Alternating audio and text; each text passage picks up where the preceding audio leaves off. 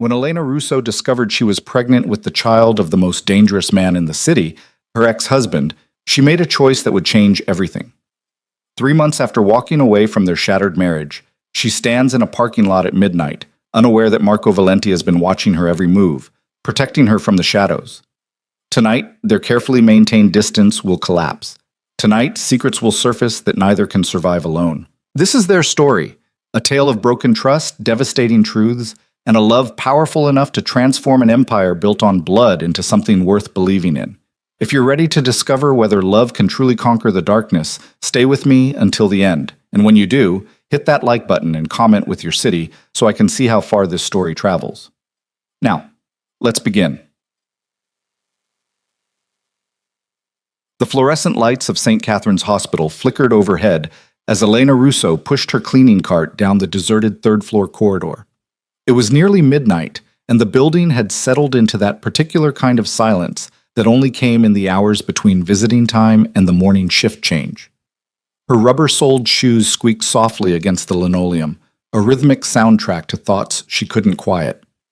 3 months. 3 months since she'd walked out of the Valenti mansion with nothing but the clothes on her back and a heart so shattered she wasn't sure all the pieces would ever fit together again. 3 months since she'd discovered, or thought she'd discovered, that Marco had betrayed her with someone else. 3 months of surviving in a studio apartment in the worst part of the city, working night shifts as a hospital cleaner, trying to become invisible in a world where she'd once moved through penthouses and charity galas like she belonged. Invisibility, she'd learned, was easier than she'd expected. When you wore a maintenance uniform and kept your eyes down, people looked right through you. It was a relief, mostly. No one here knew she'd been Elena Valenti for 18 months, the wife of the most feared man in the city. No one knew that the simple gold band she still wore on a chain beneath her scrubs had once symbolized a love she'd believed could redeem even the darkest soul. She'd been naive, foolish, desperate to believe that Marco Valenti, a man whose name made grown men pale, could change for her. That the tenderness he showed her in private could somehow outweigh the violence that built his empire. That love, their love, could be different from the cold transactions that passed for relationships in his world. The image that destroyed everything flashed through her mind again, unbidden and unwelcome. Marco, standing too close to a beautiful woman with dark hair and red lips, his hand on her waist, the intimate way she'd touched his face. Elena had been shopping for anniversary dinner ingredients when she had seen them through the window of an upscale restaurant. She hadn't stayed to see more, hadn't asked questions. She'd simply known, with the terrible certainty of every woman who'd ever loved a dangerous man, that she'd been a fool to think she could be enough.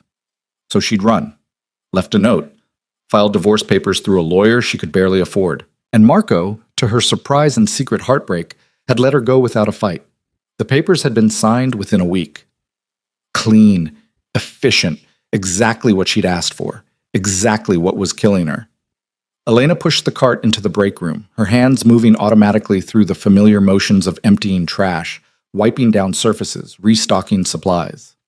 The work was mind-numbing, which was precisely what she needed. Every moment spent thinking about Marco was a moment wasted on a past she couldn't change, and a future that would never include him. She was pulling a fresh liner over the trash can when she heard it, a sound so unexpected in the sterile silence that she froze. Someone was crying. Not the loud, desperate sobs of fresh grief, but the quiet, exhausted weeping of someone who'd been crying for so long, they had nothing left but tears. Elena hesitated. It wasn't her job to comfort anyone. She was maintenance, not medical staff. But something in the sound pulled at her, a raw vulnerability that resonated with the grief she carried like a second skin. Following the sound, she found herself outside room 347. The door was cracked open, and through the gap she could see the dim glow of a bedside lamp. She shouldn't look. She should walk away, finish her shift, go home to her empty apartment, and the secret she'd been carrying for 2 weeks now, a secret that changed everything and nothing at the same time.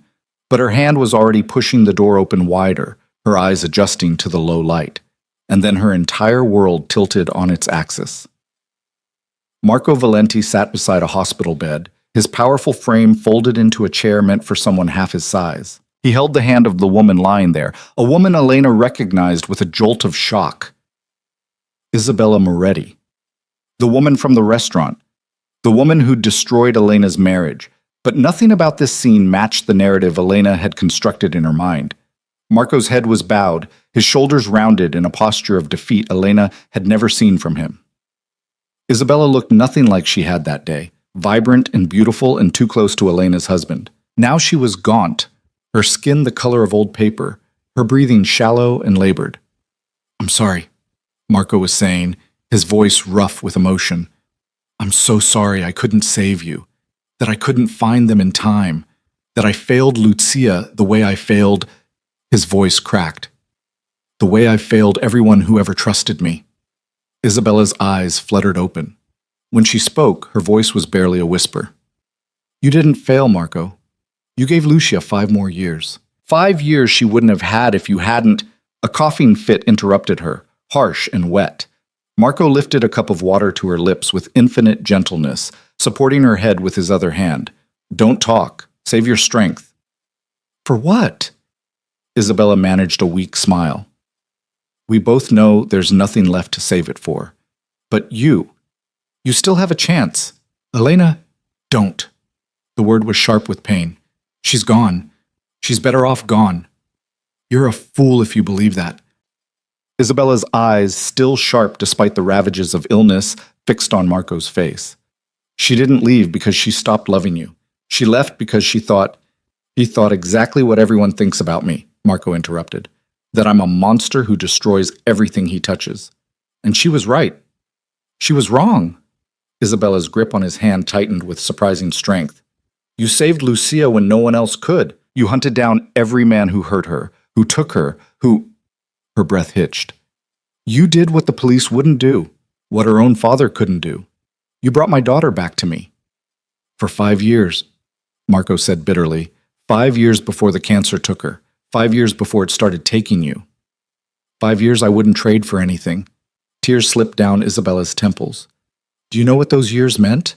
Watching Lucia graduate high school, seeing her fall in love, dancing at her wedding, holding my grandson before—" Her voice broke.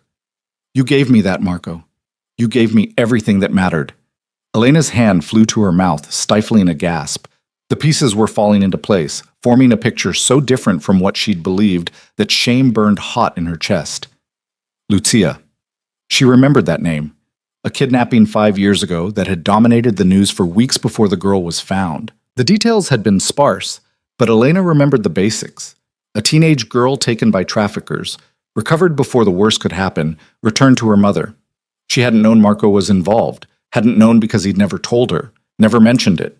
The same way he'd never mentioned so many things about the real work he did, the work that wasn't about power or profit, but about the kind of justice the system couldn't or wouldn't deliver.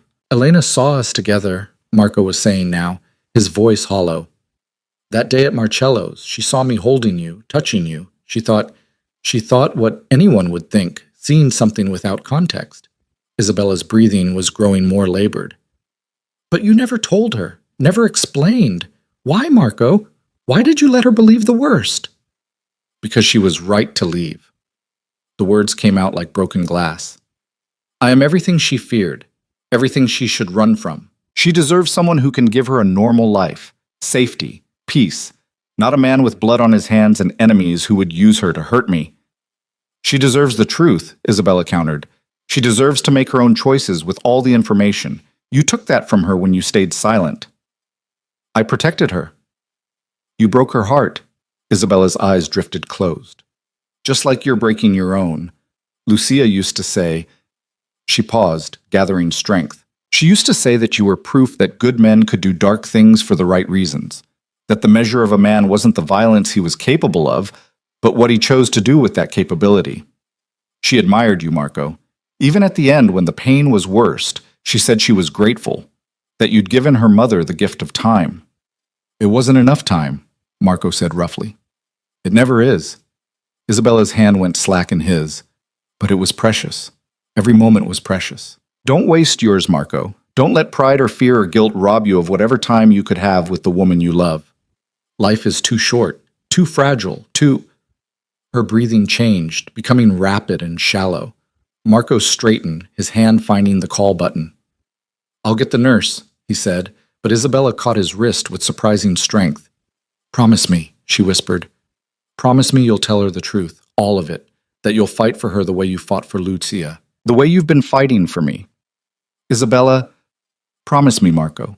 Let something good come from all this pain. I promise, he said, and even from where Elena stood frozen in the doorway, she could hear the weight of that vow. I promise I'll make it right.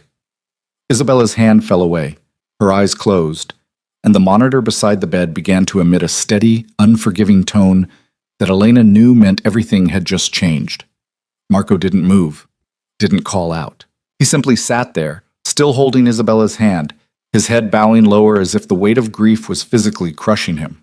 And Elena, who had spent 3 months hating him, resenting him, trying desperately to forget him, felt her heart crack open all over again.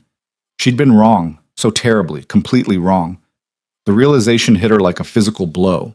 She stumbled backward, her hip catching the doorframe, and the sound, small as it was, cut through the room like a gunshot. Marco's head snapped up. Their eyes met across the dim space, and Elena watched shock, disbelief, and something that looked dangerously like hope flash across his face in rapid succession. Elena! Her name on his lips was a prayer and a question and an accusation all at once. She should say something, anything, but her throat had closed, and all she could do was shake her head and run.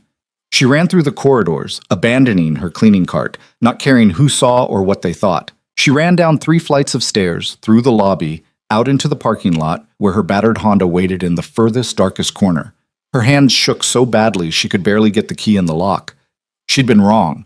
She'd seen them together and jumped to the worst conclusion, never once considering that there might be an innocent explanation. Never once asking Marco for the truth because she'd been so certain she knew it. She'd walked away from her marriage without a conversation, without a fight, because she'd been too afraid to face the possibility that she'd been a fool to believe in him in the first place.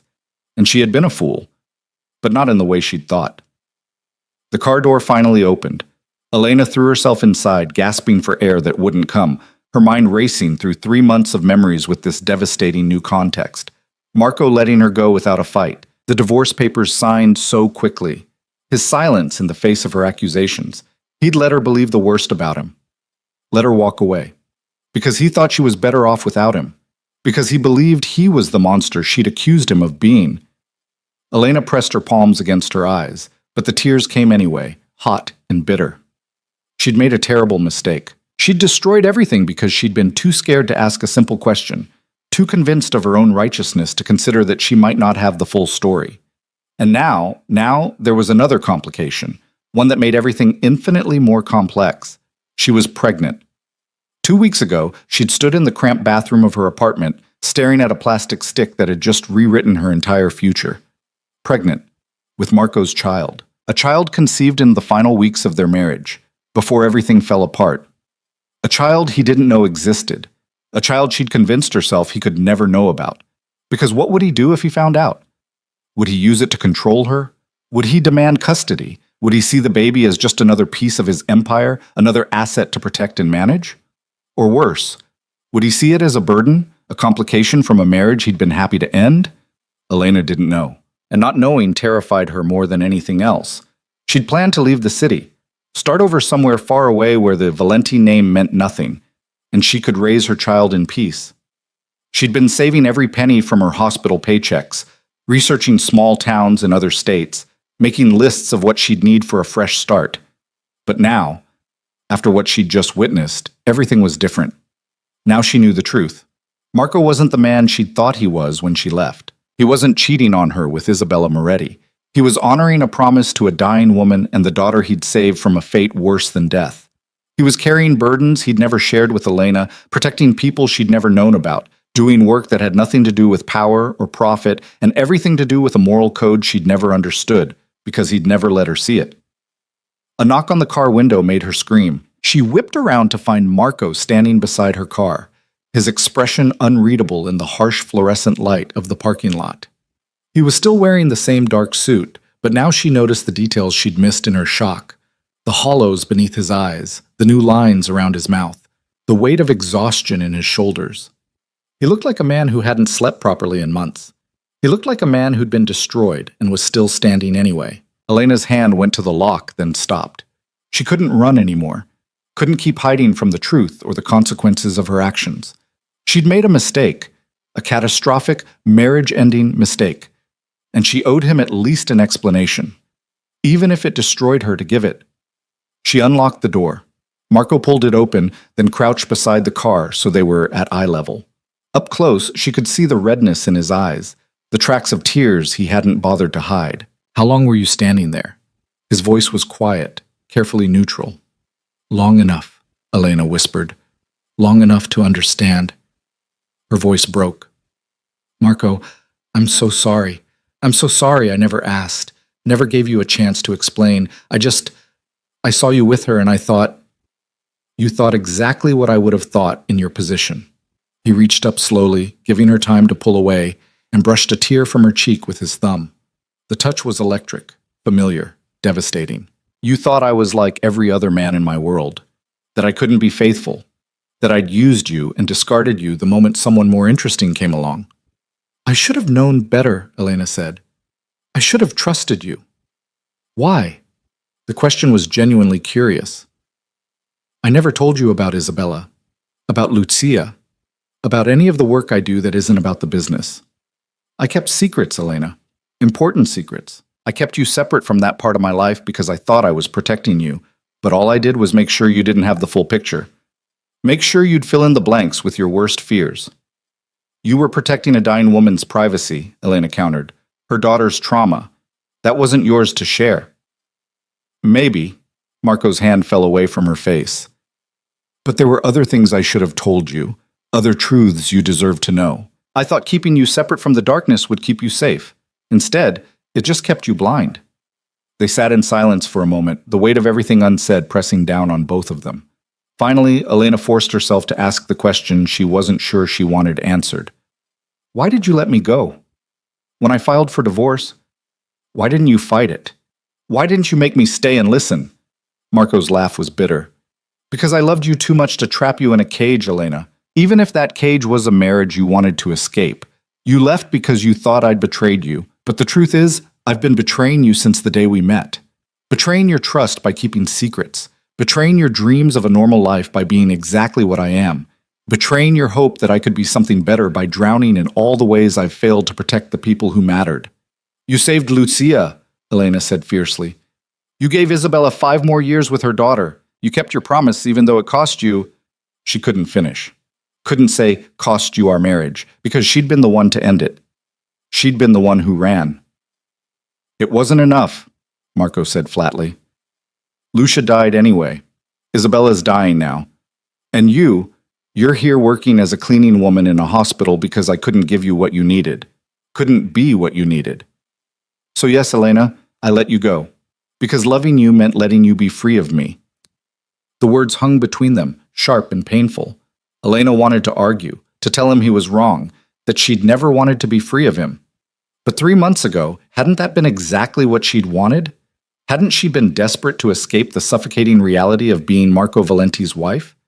Except she hadn't been suffocating because of Marco. She'd been suffocating because she hadn't understood what his world truly was. What he truly was. She'd built a version of him in her mind, a dangerous man trying to be good for her sake, and when that version was challenged, she'd run instead of looking deeper. "I saw you tonight," Marco said quietly. "In the hospital. I've been coming here every night for 2 weeks, sitting with Isabella, making sure she's not alone at the end. And tonight, I saw you pushing that cleaning cart down the hallway, and I thought I was hallucinating. Thought grief was making me see things that weren't there. But it was you. Really you." "I've been working here for 6 weeks," Elena admitted. "Night shift. It pays better, and I needed..." She stopped. She'd almost said I needed to save money to leave the city, to disappear with Marco's child before he could ever know it existed. The secret burned in her throat, demanding to be spoken, but fear held her silent. Fear of what he'd do with the information, fear of what it would mean for her carefully constructed plans, fear that once he knew, she'd never be free again. But what did freedom mean anyway? Freedom to raise a child alone, lying every day about who their father was? Freedom to run from the only man she'd ever loved because she was too scared to trust him with the truth? "You needed what?" Marco prompted gently. Elena closed her eyes. This was it. The moment where everything changed or ended or both. The moment where she either told the truth and faced the consequences or lied and lived with the weight of that deception for the rest of her life. She thought of Isabella's words. Life is too short, too fragile. She thought of Lucia, who'd only had 5 years after being saved. She thought of all the time she and Marco had wasted in the last 3 months because neither of them had been brave enough to speak the truth. "I'm pregnant," she said, the words tumbling out before courage could desert her. 8 weeks. It's yours. Was yours. Is yours. I don't know the right tense for this situation, but Marco, I'm pregnant with your child. The silence that followed was absolute. Marco's face went completely blank, every emotion shuddering away behind the controlled mask he showed the rest of the world. Elena watched him process the information, watched the implications play across his features too quickly to interpret. When he finally spoke, his voice was rough. "You weren't going to tell me." It wasn't a question. Elena couldn't bring herself to lie. "No, I wasn't. I was going to leave the city, start over somewhere you'd never find us. I thought you'd use it against me. Use the baby to control me or take them away, or maybe I'd want to be a father," Marco interrupted, and now there was heat in his voice, anger and hurt, and something that sounded like grief. "Maybe I'd want to be part of my child's life. Maybe I'd want to try again with you, to fix what we broke, to build something better than what we had." "You signed the divorce papers," Elena shot back. "You let me go without a fight. You made it clear you were done with our marriage. I signed the papers because you asked me to." Marco's control finally cracked. "Because you were so determined to be free of me that fighting you felt like another way I'd failed you. But done with our marriage? Done with you?" "Elena, I've spent every day of the last 3 months trying to figure out how to breathe without you, how to get through a morning without reaching for you in bed, how to eat a meal that doesn't taste like ashes because you're not there to share it." He stood abruptly, pacing away from the car, his hands going to his hair. When he turned back, his expression was raw. "I've been following you, making sure you were safe, making sure no one from my world came looking to use you against me. I knew where you lived, where you worked, what route you took home. I knew, and I stayed away because I thought that was what you wanted, what you needed."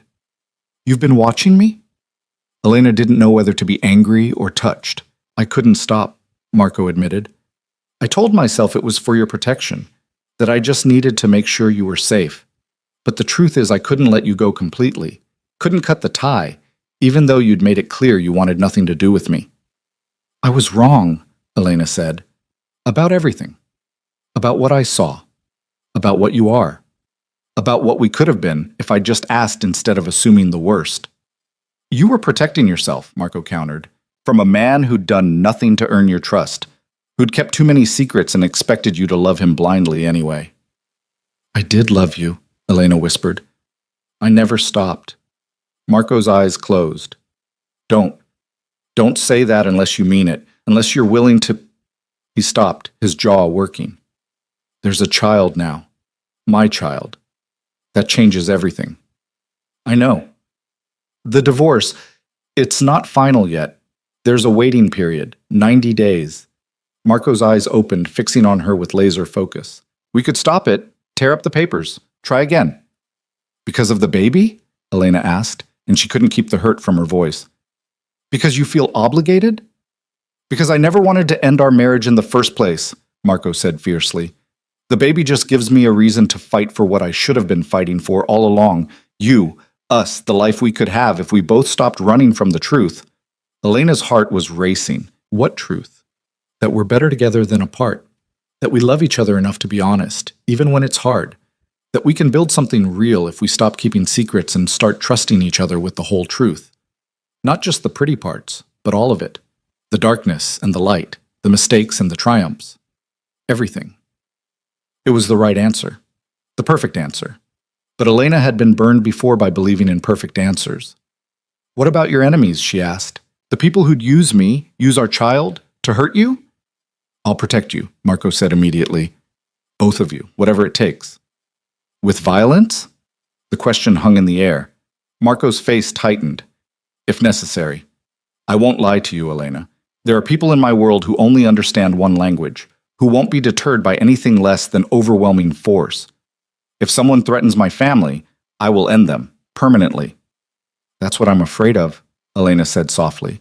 "Not that you can't protect us, but that in protecting us, you'll become the monster you're so afraid of being, that you'll cross lines you can't uncross, and our child will grow up with a father who what? Who does what needs to be done? Marco's voice was hard now. You want guarantees, Elena? You want me to promise I'll never use violence, never make hard choices, never get my hands dirty? I can't give you that. I can only promise that every choice I make will be about keeping you and our child safe, about building a future where you don't have to be afraid. I'm not afraid of you, Elena said. I'm afraid for you. I'm afraid you'll lose yourself trying to protect us, that you'll wake up one day and realize you've become everything you fought against. Marco crouched beside the car again, taking her hands in his. His grip was firm but gentle, grounding. Then help me, he said quietly. Help me find another way. You've always seen possibilities I couldn't see, solutions I never considered. If there's a way to protect our family without becoming a monster, help me find it. It was a leap of faith, a request for partnership in the truest sense.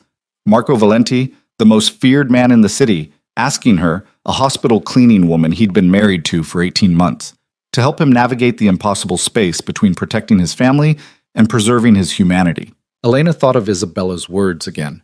The measure of a man wasn't the violence he was capable of, but what he chose to do with that capability. Marco was capable of terrible violence. She'd always known that. But he was also capable of sitting with a dying woman night after night, keeping a promise to a girl he'd saved years ago. Capable of letting the woman he loved walk away because he thought it was what she needed. Capable of asking for help instead of assuming he had all the answers. Maybe that was enough. Maybe that was more than enough. Okay, she said.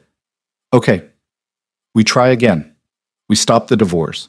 We figure this out together. But Marco, no more secrets. Not about the baby. Not about your work. Not about anything. If we're doing this, we do it with total honesty. Even when it's hard. Especially when it's hard. No more secrets, Marco agreed. Starting now. What do you need to know? Everything, Elena thought. But that could wait. Right now, there was only one question that mattered. Do you really want this baby? Want to be a father? Because if you're just doing this out of obligation... Marco leaned forward and kissed her, cutting off the question. It was soft and desperate and full of 3 months' worth of longing and regret and hope. When he pulled back, his eyes were bright with unshed tears. I want everything, he said. The baby. You. The chance to build a family with the woman I love. The chance to be better than what I was. To prove that monsters can change if they have the right reason. You're my reason, Elena. You and our child. You've always been my reason. It was too much, too fast.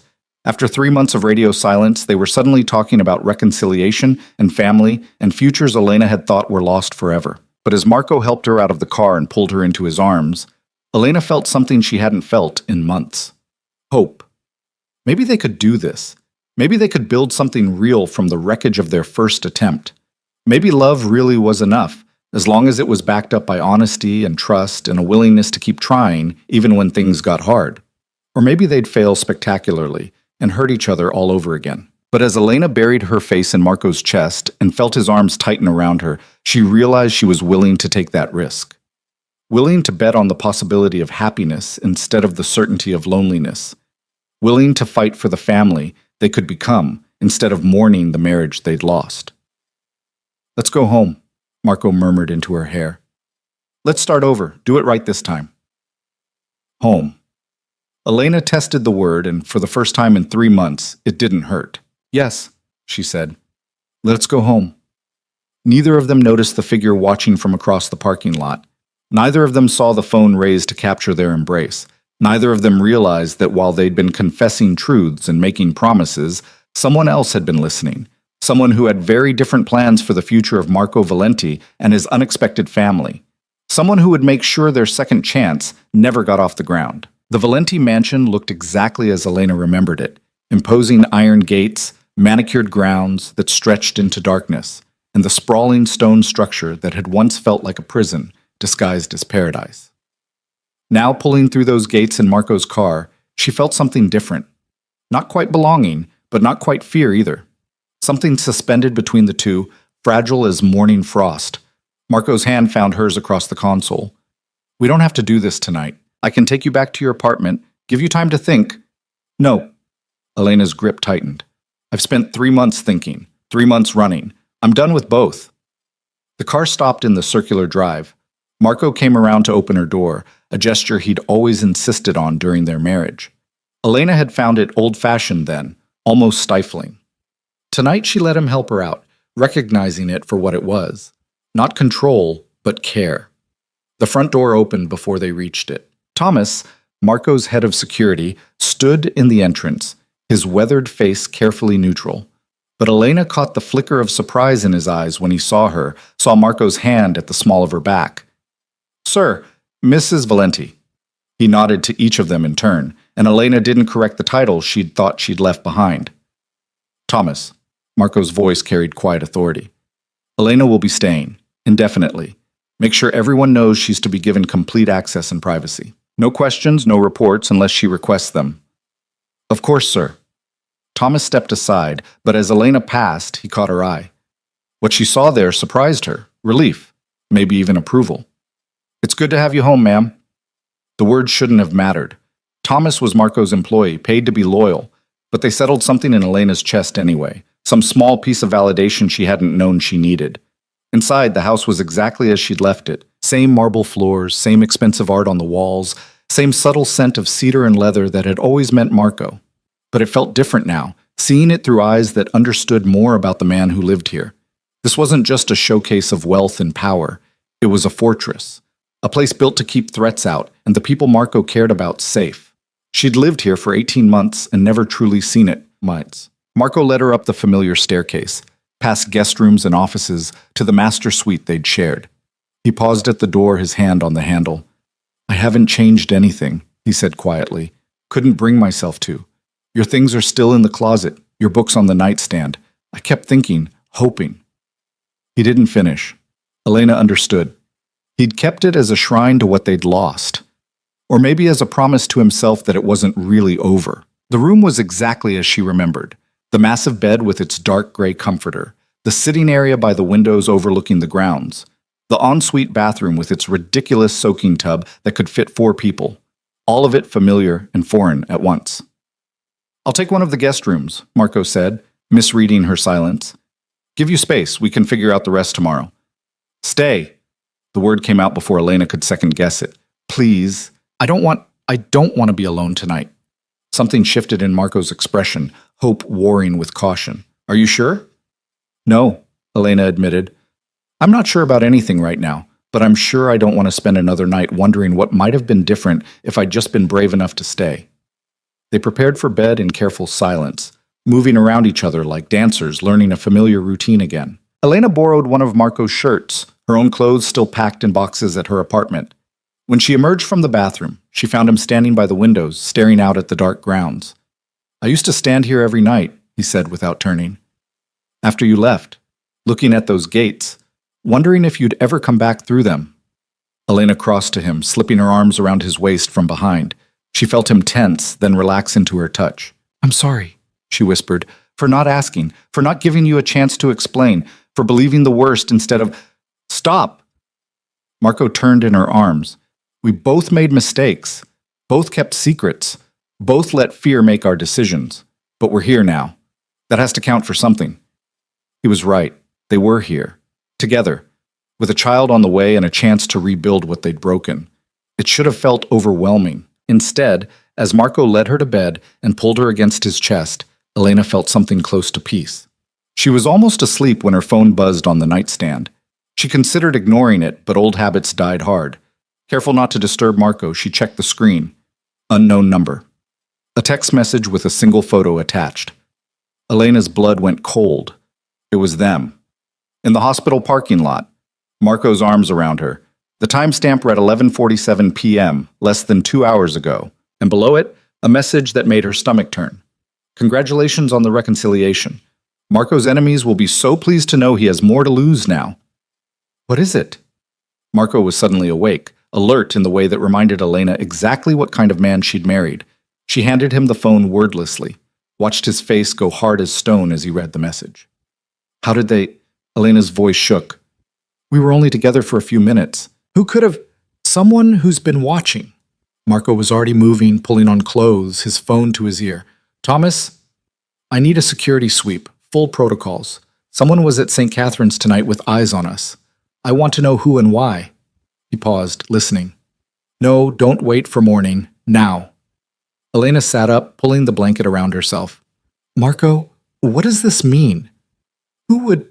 It means our reconciliation just became a target. Marco's voice was grim. It means whoever sent this knows you're pregnant or will figure it out soon enough. It means the clock just started ticking on how long we have before someone tries to use you and our child against me. Then we end it, Elena said, forcing her voice steady. We announce the divorce is back on. I go back to my apartment. We pretend tonight never happened. No. The word was absolute. I'm not losing you again. Not to threats, not to fear, not to anything. Even if staying together puts our baby at risk? The question hung between them, sharp and terrible. Marco's jaw worked, his hands clenching and unclenching. We don't know who sent this, he said finally. Could be a bluff. Someone fishing for information, could be serious. Either way, running isn't the answer. It just shows weakness. Tells whoever's watching that they can control us through fear. So what do? We find out who's behind this. Marco's eyes were cold now, the warmth from earlier completely gone, and we make it very clear that threatening my family is the last mistake they'll ever make. Marcos, Elena started, but he cut her off. I know what you're going to say. That violence isn't the answer. That becoming the monster to fight monsters makes me just as bad. And you're right. But Elena, there are people in my world who only understand one thing, who see mercy as weakness and compassion as an invitation to attack. If I don't respond to this, if I let it slide, it opens the door for every other enemy to think they can come at me through you. He was right. Elena hated it, but he was right. This wasn't her old world where threats got reported to police and restraining orders meant something. This was Marco's world, where power was the only currency that mattered and showing vulnerability could get you killed. But there had to be another way, some option between rolling over and becoming the very thing they were trying to escape. What if we didn't hide? Elena said slowly, an idea forming. What if we went public, really public? Made our reconciliation and the pregnancy impossible to target because everyone would be watching. Marco frowned. That would make you more of a target, not less. Would it? Elena stood pacing now as her thoughts raced. Think about it. Right now, I'm a secret. Something that can be taken quietly, used as leverage without anyone knowing. But if we announce it, make it a story, make me visible, then what?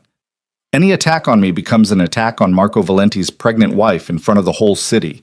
What kind of message does that send about the attacker's power? That they're so desperate they're going after women and children?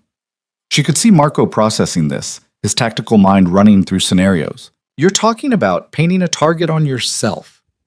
I'm talking about making the target so bright that no one would be stupid enough to shoot at it. Your enemies respect power, right? Strength? What's stronger than publicly claiming what's yours and daring anyone to challenge it?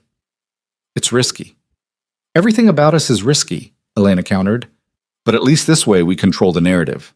We choose how the story gets told instead of letting someone else write it for us. Marco's phone buzzed.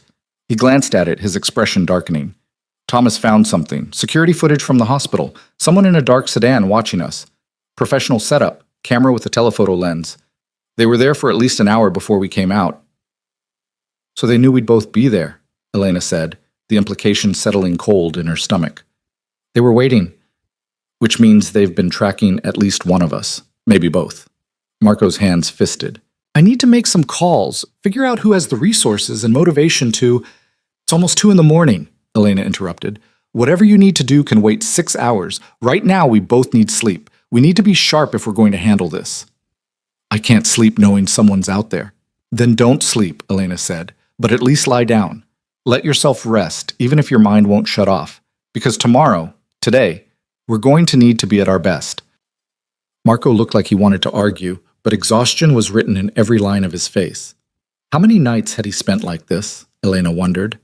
Awake and vigilant, carrying the weight of an empire on his shoulders, never allowing himself to be vulnerable even for a moment? She took his hand, tugging him back toward the bed. Come on, I'll stay awake with you if that's what it takes. But you're not facing this alone anymore. That's what tonight was about, wasn't it? Being partners, trusting each other. Something in her words got through. Marco allowed himself to be pulled down beside her, though his body remained tense, ready to spring into action at the slightest threat. Elena curled against him, her head on his chest, listening to the too fast beat of his heart. "Tell me about Lucia," she said quietly. "Tell me the whole story. Not because I need to know, but because you need to tell it. Because keeping it locked inside is destroying you." For a long moment, she thought he wouldn't answer. Then his arms tightened around her and he began to speak. She was 16. Isabella's only child. Her husband, Lucia's father, died when she was young. Some kind of construction accident. Isabella raised her alone, working double shifts as a nurse to make ends meet. By all accounts, Lucia was brilliant. Straight A's, college scholarships already coming in. The kind of kid who could have done anything she wanted. His voice was flat, emotionless, but Elena could hear the pain underneath. She was walking home from the library one night when they took her. 3 men in a van grabbed her off the street in broad daylight, and no one did a damn thing. No one saw. No one helped. By the time Isabella realized something was wrong, they were already gone. The police got involved, but he laughed bitterly. "You know how that goes. Missing girl from a poor neighborhood. They did the paperwork, but their hearts weren't in it. Too many other cases, too few resources, too little hope." "How did you get involved?" Elena asked. "Isabella knew my mother," Marco said. "Years ago, before my mother died. They'd worked together at the same hospital. When the police weren't getting anywhere, Isabella came to me, begged me to help, offered me everything she had, which was nothing. I told her to keep her money, told her I'd find Lucia." "And you did?" "Not fast enough." The words were rough with self-recrimination. "It took 4 days while they—" He stopped, his jaw working. "By the time we found her, she'd been sold twice, moved to 3 different locations. The things they did to her—" His voice broke. Elena held him tighter, willing her presence to be enough when words weren't. "We got her out," Marco continued. "Killed every single man who'd touched her, burned their operation to the ground, brought Lucia home to her mother. But she wasn't. She came back different. How could she not? What they'd done to her, the trauma, it changed her. She tried to move on, tried to reclaim her life. And she did, in a lot of ways. Graduated high school, went to college, even got married to a good man who loved her despite everything." "But the cancer?" Elena whispered. "The cancer." Marco's voice was hollow. "Started 3 years after we got her back. Ovarian? The doctor said it was aggressive, probably triggered by the trauma and stress. We tried everything, surgery, chemo, experimental treatments, threw money at it like money could fix it, but it just kept spreading. She fought for 2 years before it finally took her. And Isabella, watching her daughter die, knowing she'd survived trafficking only to be killed by her own body. It destroyed something in her. Started smoking again, stopped taking care of herself. When her own cancer diagnosis came 6 months later, I wasn't surprised. He swallowed hard. Just devastated." Elena felt tears sliding down her cheeks, soaking into Marco's shirt. "You've been carrying this alone. All of it. The guilt, the grief, the weight of not being able to save them." "I did save them," Marco said. "That's what kills me. I did everything right. Found Lucia in time, got her the best care. Supported them both financially, emotionally, every way I could, and it still wasn't enough. They still died. So what's the point of all this power, all this control, if I can't protect the people who matter?" It was the question at the heart of everything, Elena realized.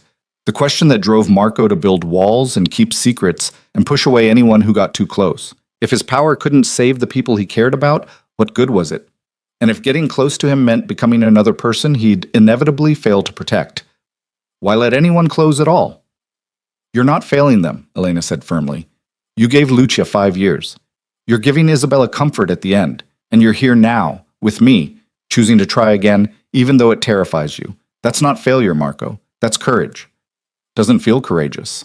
Feels like I'm setting us both up for more pain." "Maybe," Elena allowed. "Or maybe we're setting ourselves up for something beautiful, something worth the risk." They lay in silence for a while, the darkness pressing close around them. Elena's hand drifted unconsciously to her stomach, still flat, but hiding the tiny life growing inside. Their child. A person who would someday ask questions about who their parents were and what kind of world they'd brought them into. What would they say? How would they explain the complexity of what they were trying to build here? A life together, despite impossible odds. A family forged from broken pieces and second chances? I want to do the public announcement, Elena said finally. Tomorrow, today, whatever. I want to stand beside you and tell the whole city that we're together, that we're having a baby, that anyone who has a problem with that can take it up with both of us. Marco shifted to look at her. You're sure? Once we do this, there's no taking it back. You become a permanent part of my world. Every enemy I have becomes your enemy. They already are, Elena pointed out. That text message made that clear. At least this way we face them on our terms. It'll be a circus, media everywhere, questions about where you've been, why we separated, how we reconciled. They'll dig into everything. Let them dig, Elena's voice was steady. We tell the truth, or as much of it as we want to share. We separated because of a misunderstanding. We reconciled because we love each other. We're having a baby and building a future together. Simple. Nothing about us is simple. Then maybe it's time we made it simple. Elena sat up, looking down at him. I'm tired of running, Marco. Tired of being afraid, tired of letting other people's expectations or threats dictate how we live our lives. I want to be with you. I want to raise our child together. I want to build something real, even if it's messy and complicated and sometimes terrifying. Can we do that? Can we just choose each other and deal with the consequences? Marco reached up, cupping her face in his hands. I've been choosing you since the day we met, Elena. Even when I thought letting you go was the right thing to do, I never stopped choosing you. If you're ready to face this world together, then yes, we announce it. We make it real. We dare anyone to try to tear us apart. Tomorrow then, Elena said. We call a press conference or whatever you do. We tell our story our way. Tomorrow, Marco agreed. But first, we sleep. Or at least try to. He pulled her back down beside him, and this time when Elena closed her eyes, she felt the tension leaving his body. Not all of it. Marco would probably never fully relax, but enough. Enough to let himself rest with her in his arms and their future, terrifying and hopeful in equal measure, waiting for them on the other side of dawn. Elena was drifting off when his voice came again, soft in the darkness. I love you. I should have said it more when we were together before. Should have made sure you knew it every single day. But I'm saying it now. And I'll keep saying it for as long as you'll let me. I love you, Elena. You and our child. You're everything that matters. I love you too, Elena whispered back. Even when I was trying not to, even when I was running, I never stopped loving you. It should have been enough to end on. A perfect moment of connection before sleep, but Elena's mind kept circling back to that text message, to the implications of someone watching, waiting, planning something neither of them could predict. Marco? She said into the darkness. When we find out who sent that message, what will you do? She felt him go still beside her. What do you want me to do? It was the right question. The only question. Because this was the heart of everything. Whether Marco would let her in, let her help shape the choices that would define their future, or whether he'd make decisions alone and ask her to live with the consequences. I want you to talk to them first, Elena said. Before anything else, I want you to give them a chance to back off, to explain, to walk away. Because maybe this is just a warning.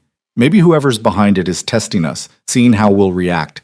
And if we react with violence, we prove we're exactly what they think we are. And if talking doesn't work? Elena took a breath. Then we protect our family, whatever that takes. But we try peace first. We try being better than the violence. Because I don't want our child growing up thinking that force is the only answer. I want them to know their parents tried every other option first. Marco was quiet for so long Elena thought he might have fallen asleep. Then his arms tightened around her. Okay, he said. We try it your way. We talk first. We give them a chance to back down. And if they don't, if they push, then I do what needs to be done. But we try peace first. It was a compromise, an imperfect one. But it was also proof that Marco was willing to meet her halfway, to consider options beyond his default response of overwhelming force. That had to count for something. Elena let herself relax fully for the first time in hours. Tomorrow would bring its own challenges. The press conference, the questions, the inevitable fallout from going public. But tonight, in the darkness of the bedroom they'd once shared, she allowed herself to believe that maybe, just maybe, they could do this. Maybe love really was enough, as long as it came with honesty and courage, and a willingness to keep choosing each other even when the easy path was to walk away. She was almost asleep when she heard it, a sound so soft she almost missed it. Marco's breathing had changed, no longer the controlled rhythm of wakefulness, but the deeper, slower pattern of sleep. He'd finally let his guard down, finally allowed himself to rest.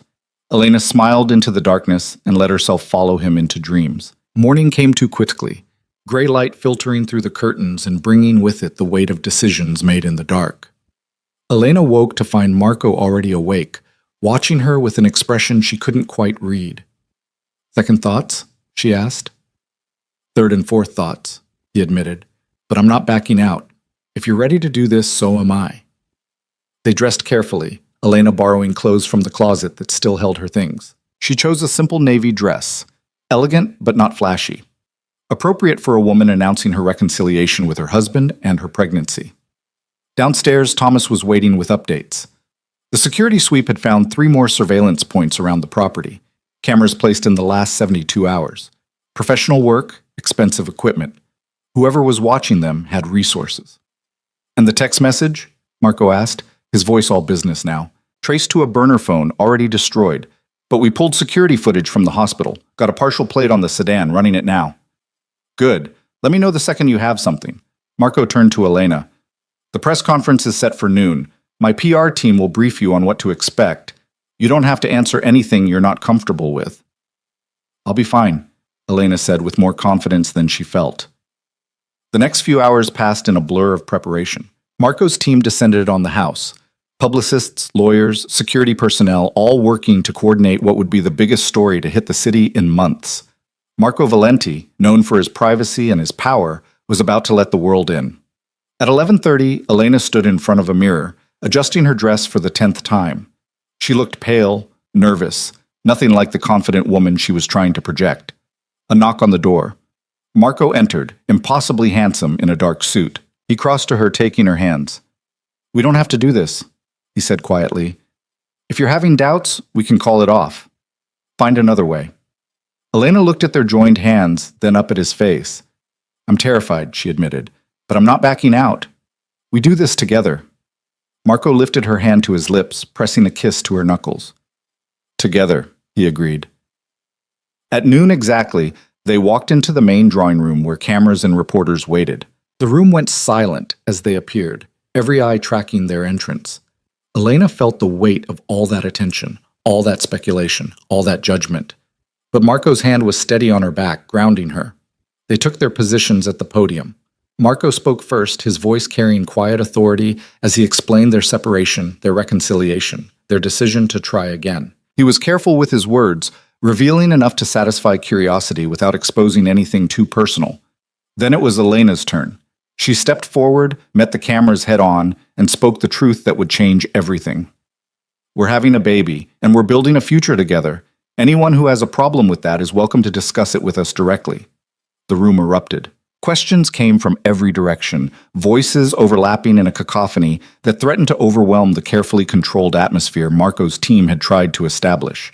Cameras flashed like lightning, capturing every micro-expression, every telling gesture between them. "Mr. Valenti, does this reconciliation signal a shift in your business operations?" "Mrs. Valenti, where have you been for the past 3 months? Is the pregnancy the reason for the reconciliation? What message does this send to your rivals?" Marco raised his hand and the room quieted almost instantly. It was a demonstration of power so subtle most people probably didn't even notice it, but Elena felt it like a physical force. This was his world, and even the media operated by his rules. "The pregnancy is a blessing, not a reason," Marco said, his voice cutting through the lingering murmurs. "Elena and I separated due to a misunderstanding. We've resolved it. That's all anyone needs to know about our private life." "But Mr. Valenti," a reporter in the front row started. "That's all," Marco repeated, steel beneath the polite words. "We're here to announce our reconciliation and our expectation of a child. The rest is between my wife and me. Now, if there are no other relevant questions, we have an appointment to keep." It was a dismissal, clear and absolute. The reporters knew it, but several still tried to shout questions as Marco guided Elena toward the side exit. Thomas and 2 other security personnel materialized to create a barrier between them and the cameras. They were in the hallway, the door closing on the chaos behind them, when Elena finally allowed herself to breathe. "That was," she started, "a disaster." Marco finished grimly. They're going to tear that statement apart, analyze every word, speculate about everything we didn't say. So we let them, Elena said, surprising herself with how steady her voice was. Let them speculate. We know the truth. That's what matters. Marco looked at her, something like admiration flickering in his eyes. You're handling this better than I expected. Don't be fooled, Elena admitted. I'm about 3 seconds from a panic attack, but I figure if I'm going to fall apart, I'd rather do it somewhere without cameras. A ghost of a smile touched Marco's lips. Come on, let's get out of here before they figure out how to get past Thomas. They took a private elevator to Marco's office on the 3rd floor, a space Elena had rarely visited during their marriage. It was exactly what she'd expected. Massive desk, floor-to-ceiling windows overlooking the city, shelves lined with books on strategy and history and philosophy. But what caught her attention was the small framed photograph on his desk, half hidden behind a stack of files. It was her, from their wedding day, laughing at something just outside the frame. She'd forgotten that moment, but apparently Marco hadn't. He'd kept it where he could see it every day, a reminder of what he'd lost. I meant to put that away before you came up, Marco said quietly, following her gaze. Didn't want you to think I'd been pining? Elena suggested, her throat tight. Because that's exactly what it looks like. Would it be so terrible if I was? Elena turned to face him fully. No, it would be human, which is sometimes hard to remember when you're being Marco Valenti, master of the universe. I'm not. He stopped, reconsidered. Maybe I am. Maybe I've spent so long playing that role that I forgot how to be anything else, how to be just Marco. I fell in love with just Marco, Elena said. The man who brought me coffee in bed and remembered that I like old movies and stayed up all night when I had food poisoning, holding my hair back and not complaining once. That's who I want, not the mask you show everyone else. Marco crossed to her, his hands coming up to frame her face. What if the mask is part of who I am now? What if I can't separate the two anymore? Then I love both, Elena said simply. The powerful man who runs an empire and the gentle man who sits with dying women to keep his promises. You're not one or the other, Marco. You're both. And I'm choosing all of you. He kissed her then, deep and desperate, 3 months of separation pouring into the contact. Elena kissed him back just as fiercely, her hands fisting in his jacket, pulling him closer. This was real. This was them, without cameras or audiences or careful PR statements. Just 2 people who'd found their way back to each other against impossible odds. Marco's phone buzzed insistently. He ignored it. It buzzed again. You should answer that, Elena murmured against his lips. It can wait. Marco. He pulled back with obvious reluctance, checking the screen. Whatever he saw there made his expression shudder. It's Thomas. They found something. The moment shattered. Marco answered the call, his voice all business. What do you have? Elena watched his face as he listened, watched the way his jaw tightened and his free hand clenched. Nothing good, then. I'll be right down, Marco said finally.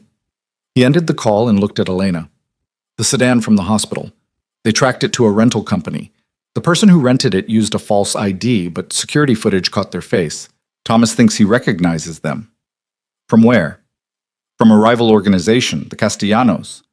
The name meant nothing to Elena, but clearly it meant something to Marco. His entire posture had changed, shifting from the man who'd been kissing her moments ago to something harder, more dangerous. Talk to me, Elena said. Who are the Castellanos? Marco ran a hand through his hair, disrupting the careful style. Salvatore Castellano runs most of the waterfront operations. Shipping, imports, some less legal ventures I've been trying to shut down. We've had an understanding for years. He stays off my territory, I stay off his. But recently he's been pushing boundaries, testing to see if I'm still strong enough to push back. And you think this is him, testing you through me? It's his style. Salvatore doesn't do direct confrontation. He probes for weaknesses, exploits them, waits for you to destroy yourself, reacting to his provocations. Marco's voice was cold now, clinical. If he knows about you, about the baby, he'll see it as exactly what it is. A vulnerability. Something he can use. Elena felt ice forming in her stomach. So what do we do? I handle it. No. Elena stepped in front of him, blocking his path to the door. We handle it, together, remember? That's what we agreed. Elena, this isn't a situation where you shut me out and make decisions alone? Elena's voice hardened. Because that's exactly what got us here in the first place. You keeping secrets, making choices for me without including me in the process. I thought we were past that. Marco's expression warred between frustration and something that might have been respect. This is different. This is my world, my rules. I know how to handle Castellano. Then teach me, Elena challenged. Explain it to me so I understand. Because I'm part of this now, whether you like it or not. That press conference made sure of it. So either you include me in the solution, or you go down there and prove that nothing's really changed between us. It was a gamble, pushing him like this. But Elena was tired of being protected from the truth, tired of being kept safe in ignorance while Marco carried all the weight alone. If they were going to build a real partnership, it had to start with trust. Complete trust, even when things got dangerous. Marco stared at her for a long moment, then slowly he nodded. Fine, come with me. But you listen to what Thomas found, and then we discuss options. Together. And if I say something's too dangerous, you trust that I know what I'm talking about. As long as you trust that I might see solutions you're missing, Elena countered. Deal. They found Thomas in the security office, a room Elena had never seen before. Banks of monitors showed feeds from cameras all around the property, and she realized with a jolt several locations around the city. The level of surveillance was staggering. Mrs. Valenti, Thomas said, clearly surprised to see her. He looked to Marco for confirmation. She's involved now, Marco said simply. Show us what you found.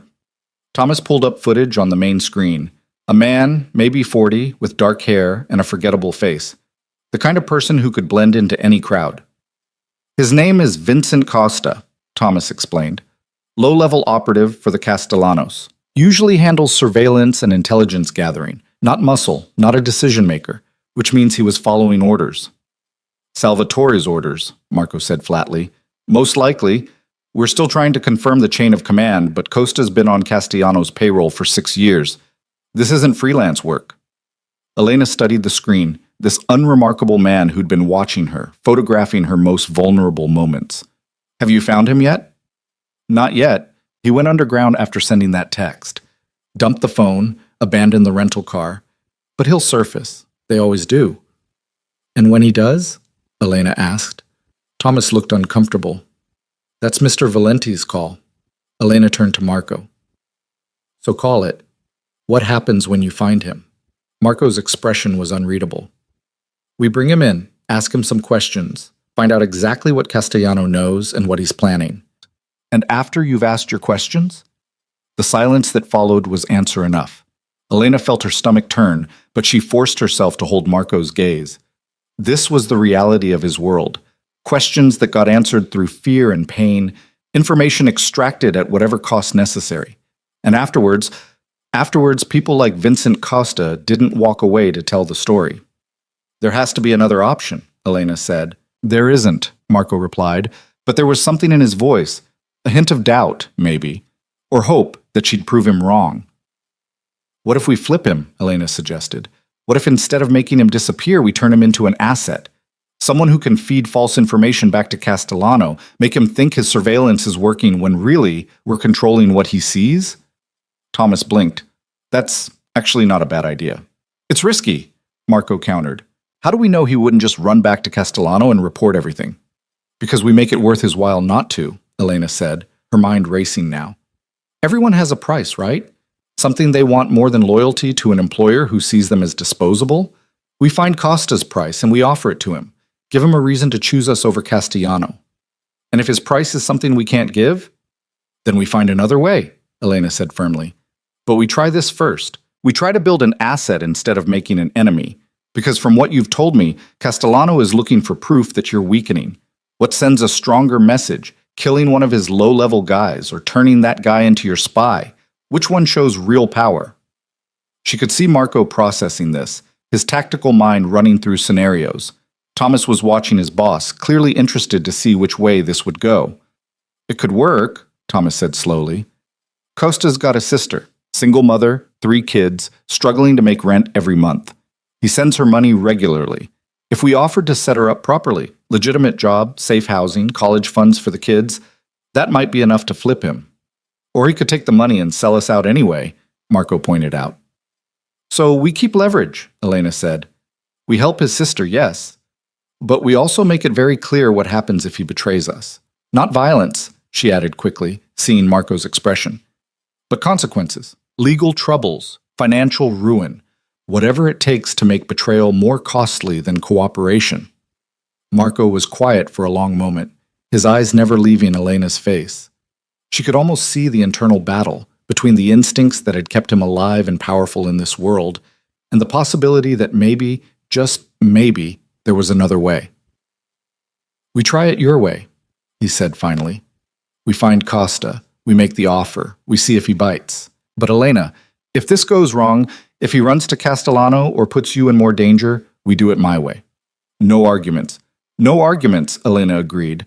Thomas was already on his phone, mobilizing teams to track Costa's known associates and possible hiding spots. Marco pulled Elena aside, his voice low. You realize what you just did? Convinced you to try negotiation before violence? Changed the entire playbook, Marco corrected. In my world, you don't flip enemy operatives. You eliminate them, send a message, but you saw another option, a better option, and you convinced me to try it. Is that a good thing or a bad thing? Marco's smile was genuine this time, reaching his eyes. I'm still deciding. Ask me after we see if it works. The next 6 hours were a masterclass in patience and strategy.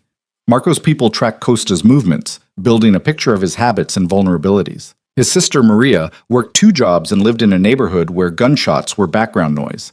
Her 3 kids, ages 4, 7, and 9, attended an overcrowded public school with metal detectors and security guards. It was exactly the kind of life that made people do desperate things, like spy on dangerous men for employers who'd dispose of them the moment they became inconvenient. They found Costa at 4 p.m., holed up in a motel on the edge of the city. Thomas went in first, alone and unarmed, carrying a tablet and a simple message. Marco Valenti wanted to talk, and Costa had exactly one chance to make the smart choice. Elena watched the feed from the surveillance van Marco had insisted she stay in. It was a compromise. She could be involved, but from a safe distance. On screen, she saw Costa's face when Thomas delivered the message. Fear, confusion, and then something else. Calculation. The wheels turning as he weighed his options. He's gonna run, Marco said, his voice tight. But Costa didn't run. He looked at the tablet Thomas had set on the motel table, looked at the photos of his sister and her children going about their daily lives, not threatened, just documented, and something in his posture changed. What's the offer? Costa's voice came through the feed, tinny but clear.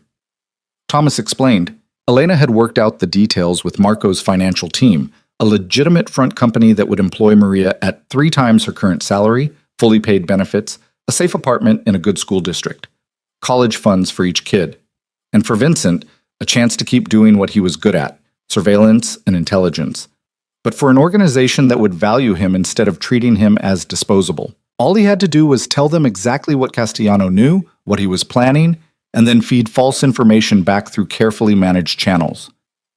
And if I say no, Costa asked. Then you walk out of here, Thomas said calmly. No threats, no violence.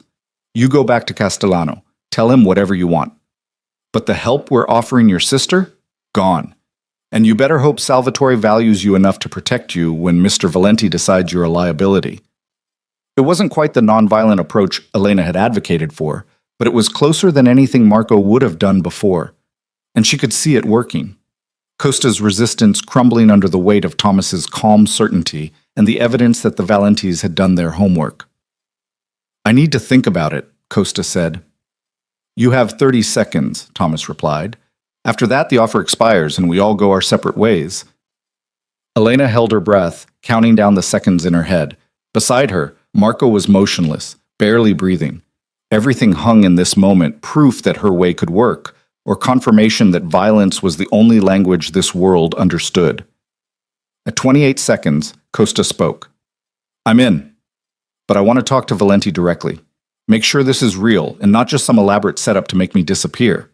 Marco was already moving, ignoring Elena's protest. He strode into the motel room with the confidence of a man who owned the ground he walked on, and suddenly the dingy space felt smaller, charged with the force of his presence.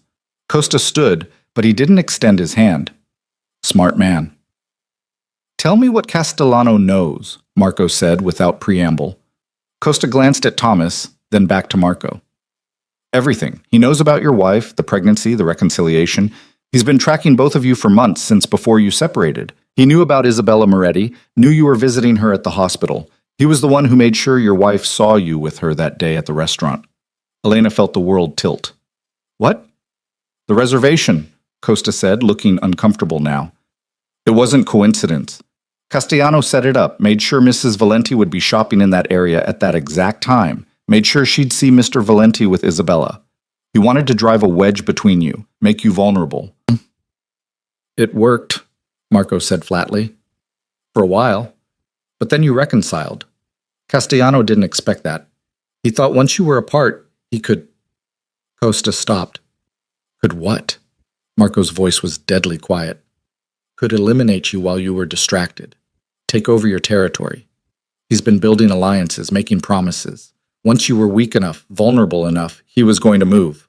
Elena's hands were shaking, all of it. The photograph she'd seen, the pain of the last 3 months, the separation that had nearly destroyed them both. It had all been engineered. Deliberate manipulation designed to break them apart and leave Marco exposed.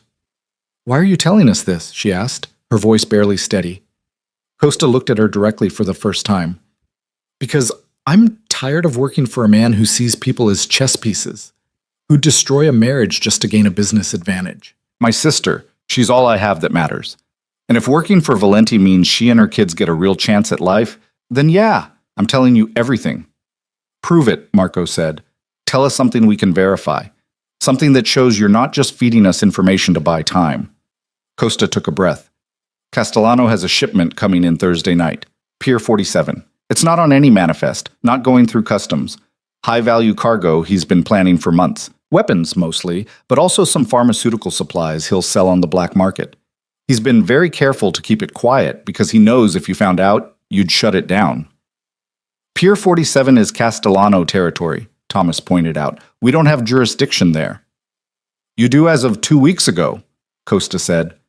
The Port Authority transferred oversight to a company Castellano thought he owned. But the paperwork went through a subsidiary that's actually controlled by Valenti Enterprises. Castellano doesn't know yet. He thinks he's operating in safe territory. Marco and Thomas exchanged a look. How do you know about the subsidiary? Marco asked. Because I'm the one who does Castellano's intelligence work, Costa said. And I've been sloppy lately, missing things. Because honestly, I've been looking for a way out for months. This just happens to be better than any exit plan I'd come up with on my own. It was proof, real, verifiable proof, that Costa was giving them actionable intelligence. If the shipment was real, if it existed where and when he said it did, then he was legitimately flipping. And if Marco could intercept that cargo, it would be a major blow to Castellano's operations. Thursday night, Marco said, you're going to give us every detail you have about that shipment, routes, personnel, timing, contingency plans, everything. And then you're going to contact Castellano and tell him that you've confirmed Valenti doesn't know about it, that his surveillance on us is working perfectly. And my sister? We'll be in her new apartment by tomorrow evening, Marco said. Thomas will handle the arrangements personally. Your nieces and nephews will be enrolled in their new school by Monday. But Costa, if you're lying to us, if this is some elaborate double cross, the help we're giving your family disappears. And then we have a very different conversation about consequences. Are we clear? Crystal, Costa said. They spent the next 2 hours going through every detail of Castellano's operation.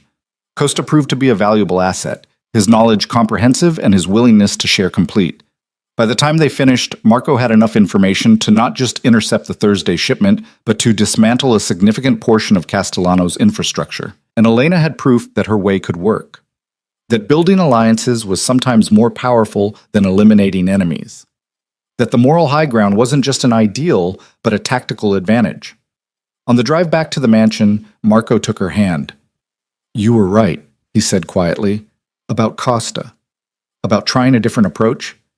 I wouldn't have seen it, would have made him disappear and never thought twice about it. You would have eventually, Elena said. You're not the man you think you are, Marco. The monster you're so afraid of becoming, that's not who you are. It's who you think you have to be to survive. Maybe? Or maybe I'm becoming someone better because you're showing me how. Elena leaned her head against his shoulder. We're doing this together. That's the whole point. You show me how to survive in your world. I show you how to stay human in it. Fair trade. Marco pressed a kiss to her hair. More than fair. They arrived home to find the house lit up like a beacon.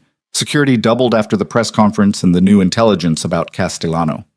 Thomas had already begun implementing the arrangements for Costa's sister, working with Marco's legitimate business contacts to create a paper trail that would stand up to scrutiny. Elena was exhausted, the emotional toll of the day finally catching up with her. But there was one more thing she needed to do. I want to meet her, she said as they entered the house. Costa's sister, Maria. I want to meet her and her kids, make sure this is real for them, and not just another manipulation. Elena, please, Marco, I need to see that we're actually helping people, not just moving chess pieces around like Castellano does. I need to know that what we're building is different. Marco studied her face, then nodded slowly. Tomorrow. We'll visit her together. But tonight, you rest. You've had enough stress for one day. He was right, but Elena found herself reluctant to let go of the day's momentum. So much had happened. The press conference, the confrontation with their surveillance problem, the successful flip of an enemy asset. They'd proven that her approach could work. That building instead of destroying was possible even in Marco's world. It felt like victory. Fragile, conditional victory, but victory nonetheless. In their bedroom, Elena changed into comfortable clothes while Marco made calls, coordinating the Thursday night operation with his team. She could hear the shift in his voice when he talked business, harder, more commanding, the version of himself he showed the world. But when he ended the last call and turned to her, his expression softened. Come here, he said, and Elena went, letting him pull her into his arms. They stood like that for a long moment, just breathing together, finding their center after the chaos of the day. Marco's hand drifted to her stomach, still flat but holding their future. I'm terrified, he admitted quietly, of failing you again, of not being good enough for this. For being a father, for being the partner you deserve, of this world destroying everything good we're trying to build. Then we'll be terrified together, Elena said, and we'll figure it out as we go. That's all anyone can do. Other people don't have enemies like Salvatore Castellano. Other people don't have your resources, your intelligence, your capacity to adapt and overcome. We'll handle Castellano, and whoever comes after him, and whoever comes after that. One threat at a time, one day at a time. Together. Marco's arms tightened around her. I don't deserve you. Probably not, Elena agreed, and felt him huff a laugh against her hair. But you're stuck with me anyway, for better or worse, remember? Those vows still count, even though we almost divorced? They count because we chose each other again, because we could have walked away and we didn't. That makes them stronger, not weaker. They climbed into bed, exhaustion finally winning out over the adrenaline that had sustained them through the day. But just as Elena was drifting off, Marco spoke again. Thursday night, when we intercept that shipment, I want you somewhere safe. Somewhere Castellano can't reach you if this goes wrong. I'll be here, Elena said, with enough security to invade a small country, if Thomas has his way. But Marco, promise me you'll be careful. Promise me you'll come back. I promise, he said. I have too much to lose now to take stupid risks. It should have been reassuring. Instead, Elena felt a chill of premonition, a sense that despite all their careful planning and new strategies, something was going to go terribly wrong. She pushed the feeling aside, telling herself it was just pregnancy hormones and exhaustion. They had a plan. They had intelligence. They had each other. It would be enough. It had to be enough. Thursday came too quickly, bringing with it a tension that settled over the Valenti mansion like morning fog. Elena woke to find Marco already dressed, standing by the windows with his phone pressed to his ear. The conversation was clipped, tactical, his body language radiating the coiled readiness of a man preparing for war. She watched him for a moment before speaking, memorizing the line of his shoulders, the way early light caught in his dark hair. If her premonition meant anything, if something did go wrong tonight, she wanted this image burned into her memory. How long have you been up? She asked when he ended the call. Marco turned, and the hardness in his expression softened slightly when he saw her. Couple hours. Couldn't sleep. Too much to coordinate. Come back to bed for a few minutes. You'll need your strength for tonight. I'll rest after it's done, Marco said. But he crossed to the bed anyway, sitting on the edge. Elena reached for his hand, threading their fingers together. Talk me through it, she said. The plan. What happens tonight? Marco hesitated, clearly weighing how much to tell her. But they'd made a promise, no more secrets, total honesty, so finally he began. We have teams positioned at 3 points around Pier 47. When Castellano's shipment arrives, we intercept it before it can be unloaded. Coast Guard's involved through some contacts I have, so it'll look like a routine inspection that happens to find contraband. Castellano loses the cargo, loses the money he's already paid for it, and loses face with the suppliers who trusted him to execute a clean operation. And Costa?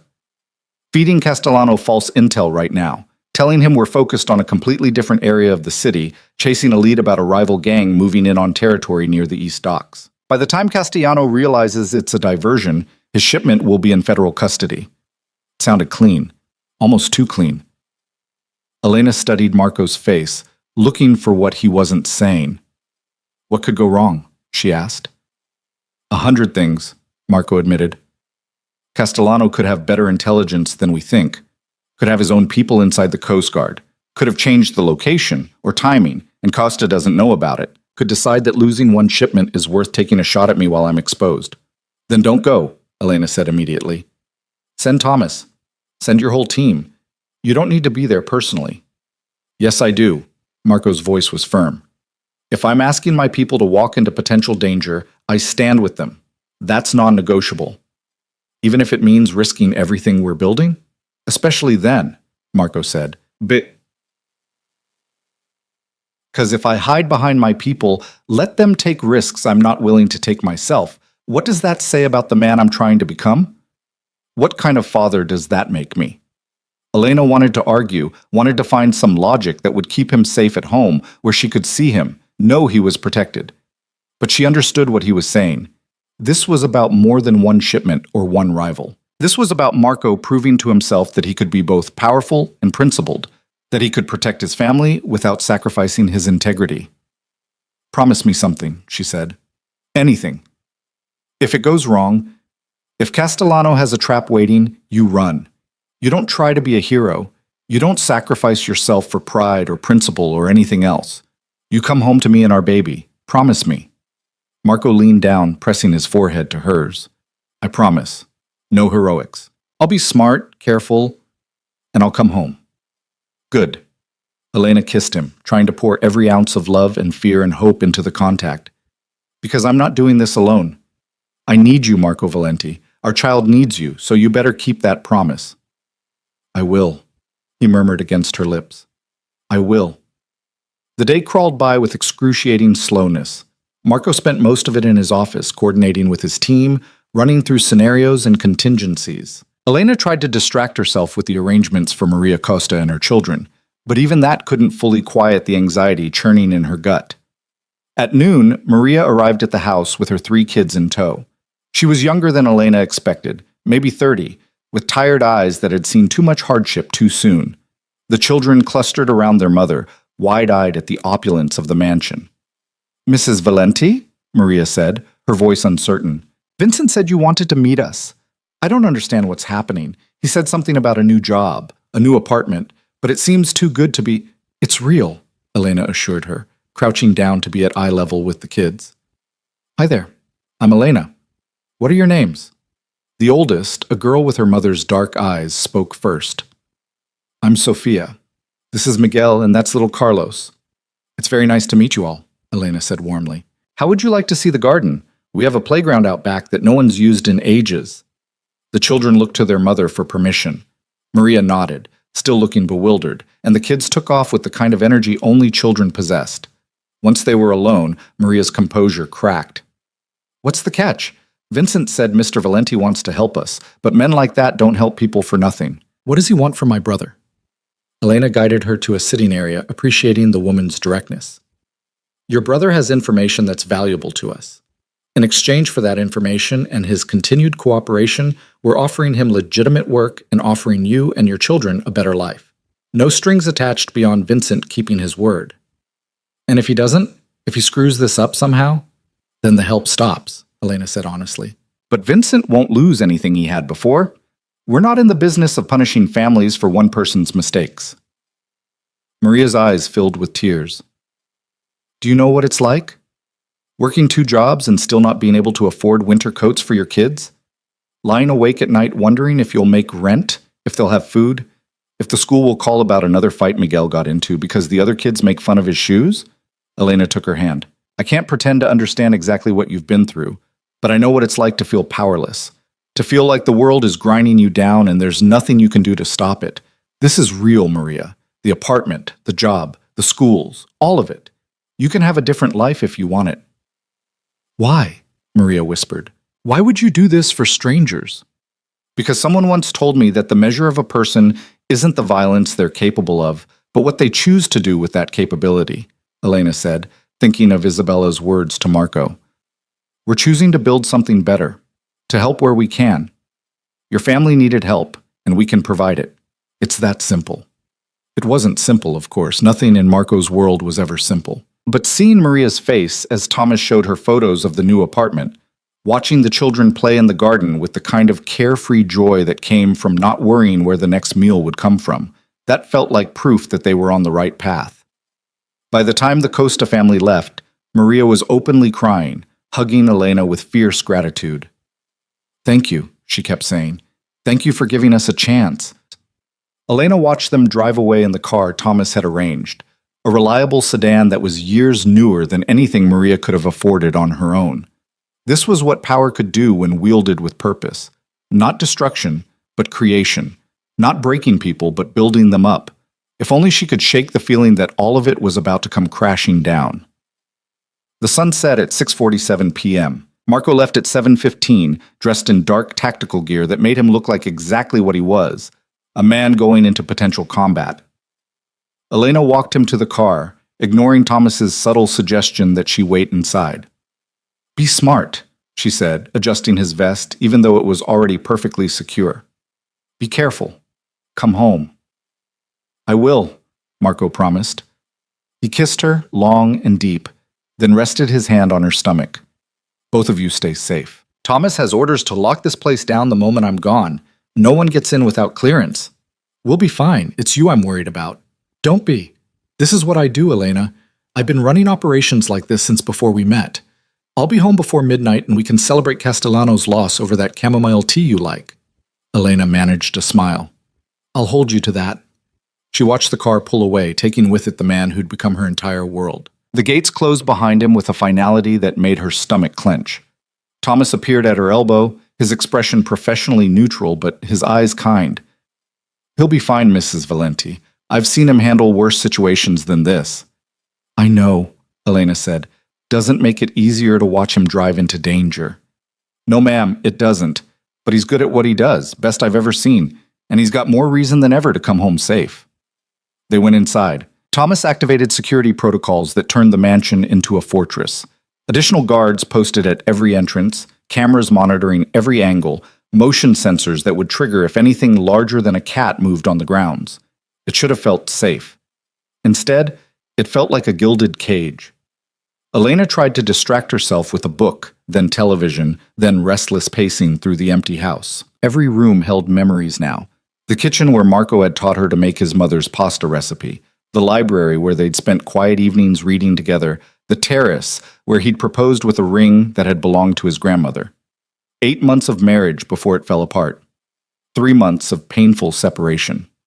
And now, barely a week back together, already facing threats that could tear them apart permanently.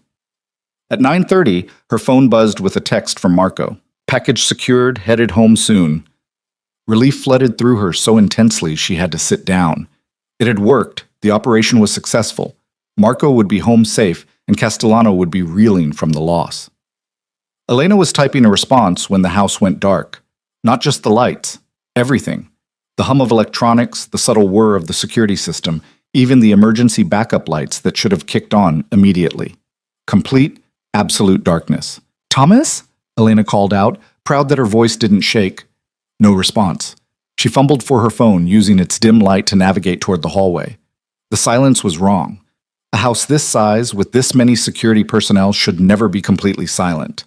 Thomas! She called again, louder now. A hand clamped over her mouth from behind, cutting off her scream. Elena fought, driving her elbow back into her attacker's ribs, but he was ready for it, absorbing the blow without loosening his grip. Quiet, Mrs. Valenti, a voice whispered in her ear. not threatening, almost apologetic. Mr. Castellano wants to talk to you. He promises you won't be harmed if you cooperate. Elena bit down on the hand covering her mouth. The man cursed, his grip loosening just enough for her to wrench free and run. She made it 3 steps before another figure blocked her path. This one didn't bother with gentle restraint. He simply grabbed her, lifting her off her feet as she kicked and fought. "Sedate her," the first voice said. "Castellano wants her calm." "No." Elena started, but she felt the sharp sting of a needle in her arm, and then the world started to blur.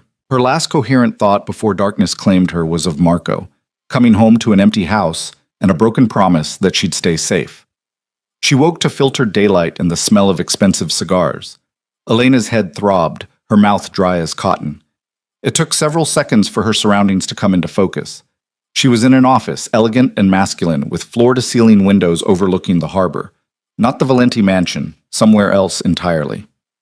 "Ah, Mrs. Valenti, welcome back." The voice came from a man seated behind a massive mahogany desk.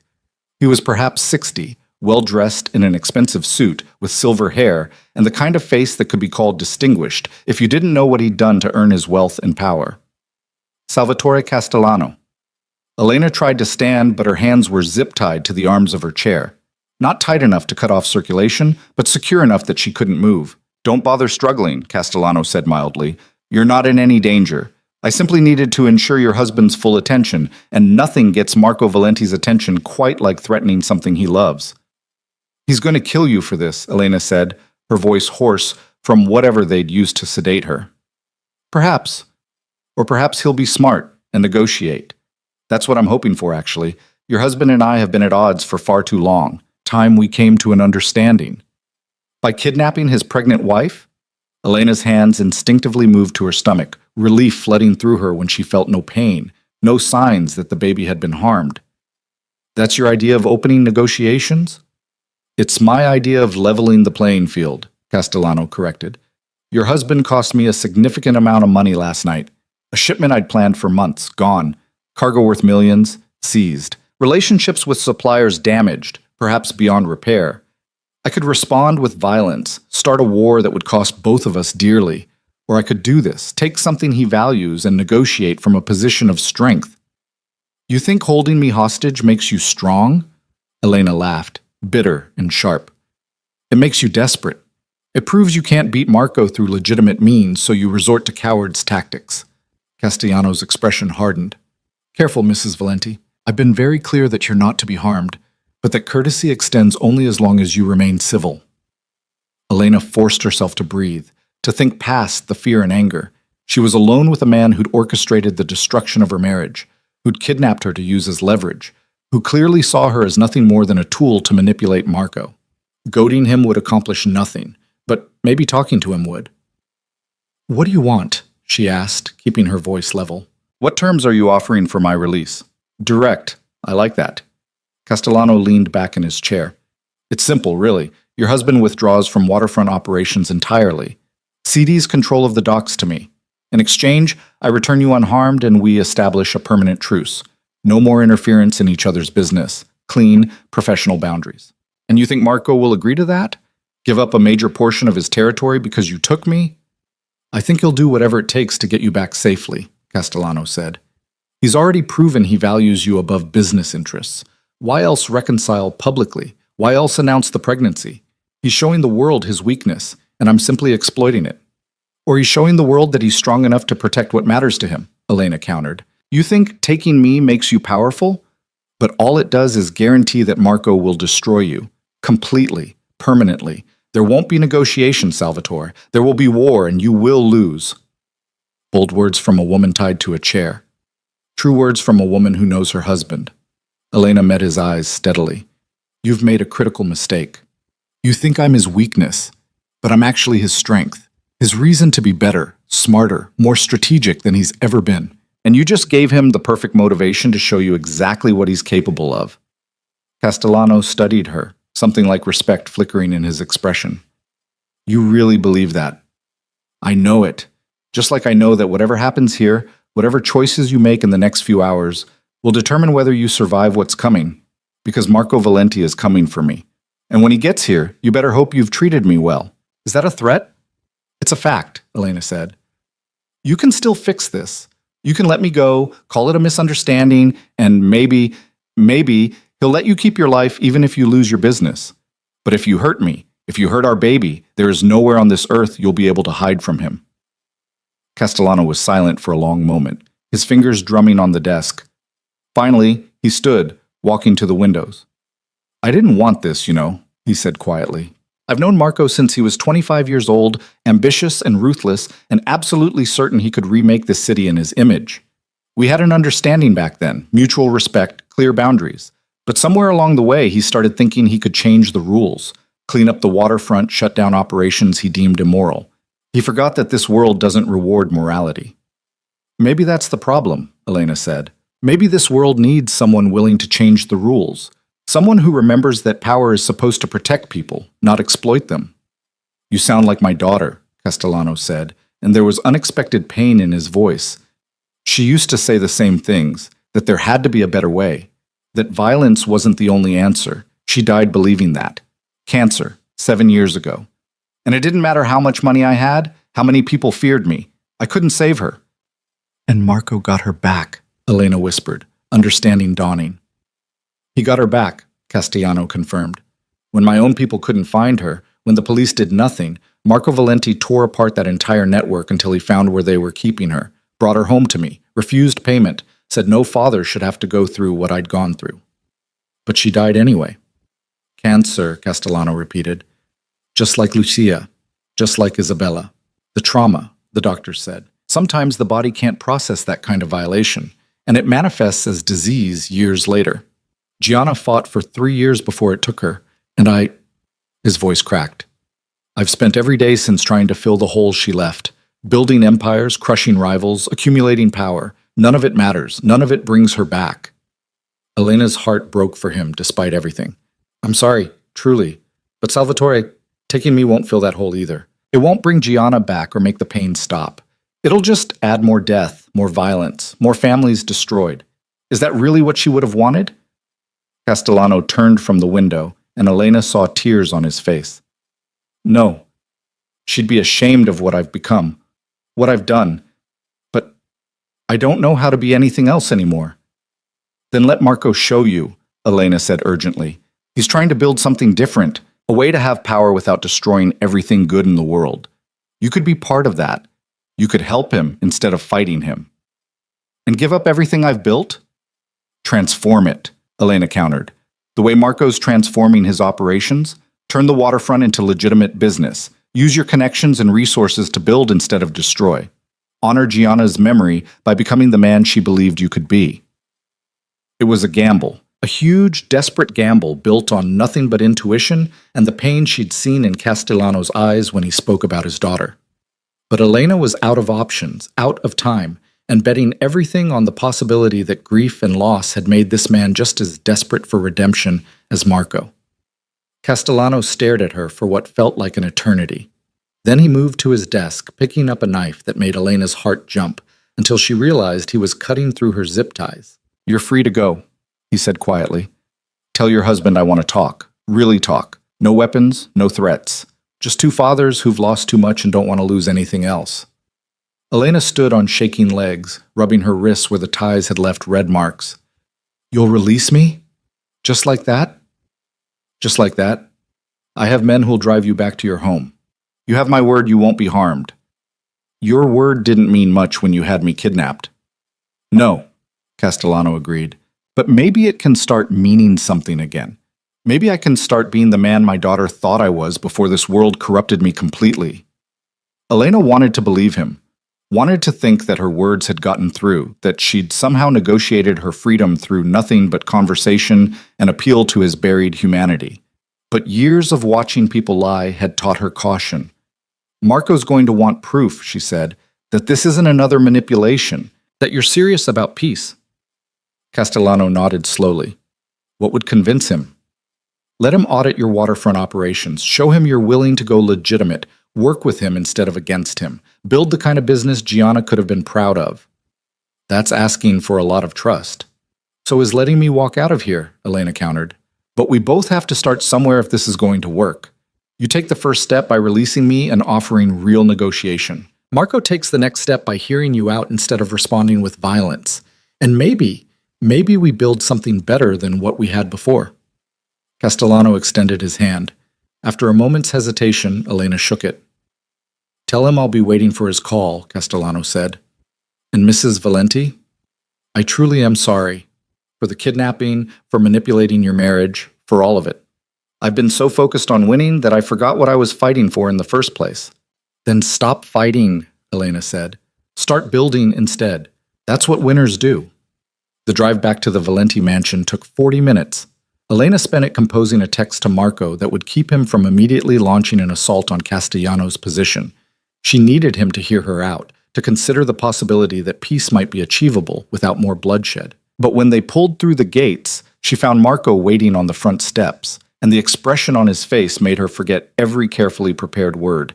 He looked destroyed, absolutely destroyed, hair disheveled, eyes wild with grief and fury, his clothes rumpled like he'd been pacing for hours.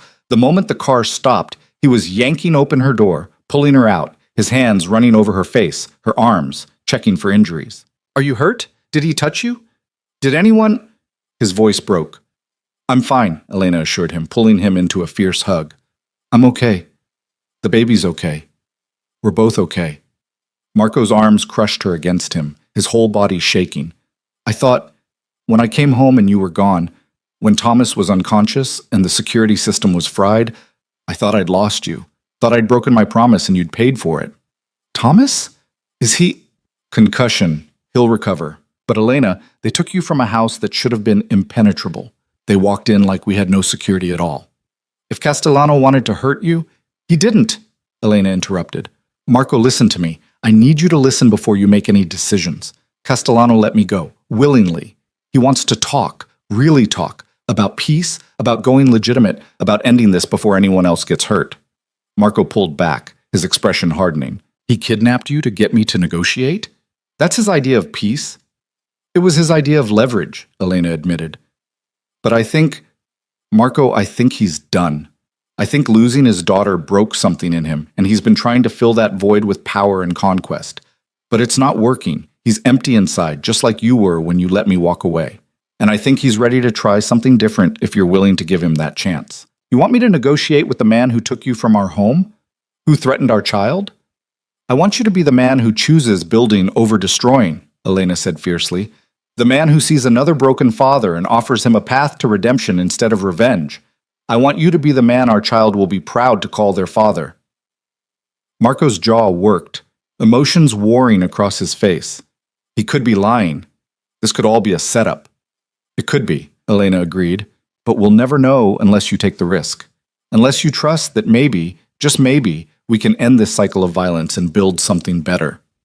She watched him struggle with it, watched years of ingrained responses fighting against the new path they were trying to forge together. And then, slowly, she felt the tension leave his body. Okay, he said quietly. Okay, I'll talk to him. But Elena, if this is a trap, if he's planning something, then we handle it together, she finished. But let's try peace first. Let's give him the chance to be better, the same chance you're giving yourself. Marco cupped her face in his hands, his thumbs brushing away tears she hadn't realized were falling. How did I get so lucky? To find someone who sees possibilities where I only see threats? You didn't get lucky, Elena said. You chose me, and I chose you. And we're going to keep choosing each other, and choosing hope, and choosing to believe that even in the darkest places, redemption is possible. He kissed her then, soft and reverent, a promise made without words. And as they stood there in the early morning light, Elena felt the last piece of her premonition click into place. Something had gone terribly wrong, but for the first time in this whole dangerous game, it had gone wrong in exactly the right way. The meeting was set for Neutral Ground, a restaurant that had been in business for 70 years, run by a family that owed allegiance to neither Valenti nor Castellano. Marco insisted on 3 days to prepare, to vet the location, to ensure that if this was a trap, they'd see it coming. Elena spent those 3 days resting, recovering from the ordeal, and trying to convince herself that her gamble with Castellano would pay off. Thomas recovered from his concussion with characteristic stoicism, though Elena caught the guilt in his eyes whenever he looked at her. He'd been on duty when she was taken, and no amount of assurance that he'd been ambushed by professionals would ease his sense of failure. It wasn't your fault, Elena told him on the second day, finding him reviewing security footage for the 100th time. They cut power, disabled backups, knew exactly where to hit. You couldn't have stopped it. I should have anticipated it, Thomas said, his jaw tight. Should have had contingencies for a coordinated assault. Mr. Valenti trusted me to keep you safe, and I failed. You didn't fail. You survived. And you're here now, making sure it never happens again. That's what matters. Thomas finally met her eyes. He was destroyed when he found you gone. I've worked for Mr. Valenti for 8 years, seen him handle every kind of crisis. But that night, he shook his head. I've never seen him like that. Completely undone. Elena felt her throat tighten. He thought he'd lost me. He thought he'd lost everything that mattered, and he was ready to burn the entire city to get you back. What you did, convincing Castellano to release you, talking Mr. Valenti into negotiating instead of retaliating, you saved a lot of lives, Mrs. Valenti, including his. The weight of that settled on Elena's shoulders. She'd been so focused on the immediate crisis that she hadn't fully considered what would have happened if she hadn't gotten through to Castellano. Marco would have declared war, people would have died, and even if Marco won, the cost would have been devastating. On the morning of the meeting, Elena woke to find Marco already dressed, staring out the window at the grounds below. She could see the tension in every line of his body, the way his hands clenched and unclenched as he wrestled with what was coming. Second thoughts? She asked softly. 100 thoughts, Marco admitted without turning. Every instinct I have is screaming that this is a mistake, that I should eliminate Castellano while I have the chance, not sit across the table from him and pretend we can find common ground. Elena crossed to him, sliding her arms around his waist from behind. Your instincts kept you alive in a world where most people don't survive, but those same instincts almost cost you our marriage. Sometimes the safe choice and the right choice aren't the same thing. Marco turned in her arms, his hands coming up to frame her face. What if you're wrong? What if Castellano is playing us, and I'm walking into a trap because I want to believe in redemption? Then we deal with it, Elena said. But Marco, what if I'm right? What if this is the moment everything changes? Not just for us, but for everyone trapped in this cycle of violence? Isn't that possibility worth the risk? You are, Marco said quietly. You and our baby, you're worth any risk. But I need you to understand something. If this goes wrong, if Castellano betrays this peace, I won't hesitate. I'll do what needs to be done to protect our family. And I need to know you can live with that. Elena held his gaze. I can live with you protecting us. What I can't live with is you becoming the monster you're afraid you are because you never tried another way first. So yes, if Castellano betrays us, do what you must. But give him the chance to be better. That's all I'm asking. Marco kissed her forehead, then her lips, then rested his hand on her stomach where their child grew. I love you, more than I've ever loved anything in my life, and I'm terrified that love is going to make me weak when I need to be strong. Love doesn't make you weak, Elena said fiercely. It makes you human. It gives you something worth fighting for beyond power and territory. That's not weakness, Marco. That's strength. The restaurant was called Lucia's, a name that made both Elena and Marco pause when they arrived. The coincidence felt like a sign, though whether good or bad remained to be seen. The owner, an elderly woman named Rosa, greeted them at the door with a familiarity that suggested she'd known Marco for years. Marco Valenti, she said, her weathered face breaking into a smile. It's been too long, and this must be the wife I've heard so much about. Rosa. Marco's voice warmed in a way Elena rarely heard. It's good to see you. This is Elena. Beautiful, Rosa pronounced, taking Elena's hands. And expecting, I hear. Congratulations to you both. Now come, your table is ready. Mr. Castellano arrived 10 minutes ago. She led them through the restaurant to a private room in the back. Intimate and elegantly appointed. Salvatore Castellano stood when they entered, and Elena was struck by how different he looked from the broken man she'd seen in his office. He was composed now, controlled, but there was something in his eyes, a weariness that spoke of sleepless nights and difficult decisions. Marco, Castellano said with a slight nod, Mrs. Valenti, thank you for coming. Salvatore. Marco's voice was carefully neutral as he pulled out Elena's chair before taking his own. You asked for this meeting. We're here. Talk. Castellano sat, folding his hands on the table. I owe you both an apology. The kidnapping was inexcusable. I convinced myself it was strategic, necessary, but the truth is, it was the action of a desperate man who'd forgotten what he was supposed to be fighting for. And what were you fighting for? Marco asked. Power, territory, pride. Castellano's smile was bitter. All the things that don't matter when you're standing at your daughter's grave, realizing you've wasted your life on pursuits that died with her. Your wife made me see that, made me remember who I used to be before grief and rage twisted me into something Gianna would be ashamed of. Words are easy, Marco said. I need to know this is real, that you're serious about change and not just manipulating us again. I am serious. Castellano reached into his jacket, and Elena felt Marco tense beside her, but what emerged was a folder, not a weapon. These are the details of my waterfront operations. Everything. The legitimate businesses, the questionable ones, the outright illegal ones. I'm offering you full transparency and a proposal for transformation. Marco took the folder but didn't open it yet. Why now? Why after years of competition suddenly offer cooperation? Because I'm tired, Castellano said simply. Tired of violence. Tired of looking over my shoulder. Tired of building an empire on fear when the only person I wanted to share it with is gone. I have no children left to inherit this. No legacy worth protecting. So either I burn it all down in a final act of destruction, or I try to build something that might actually matter.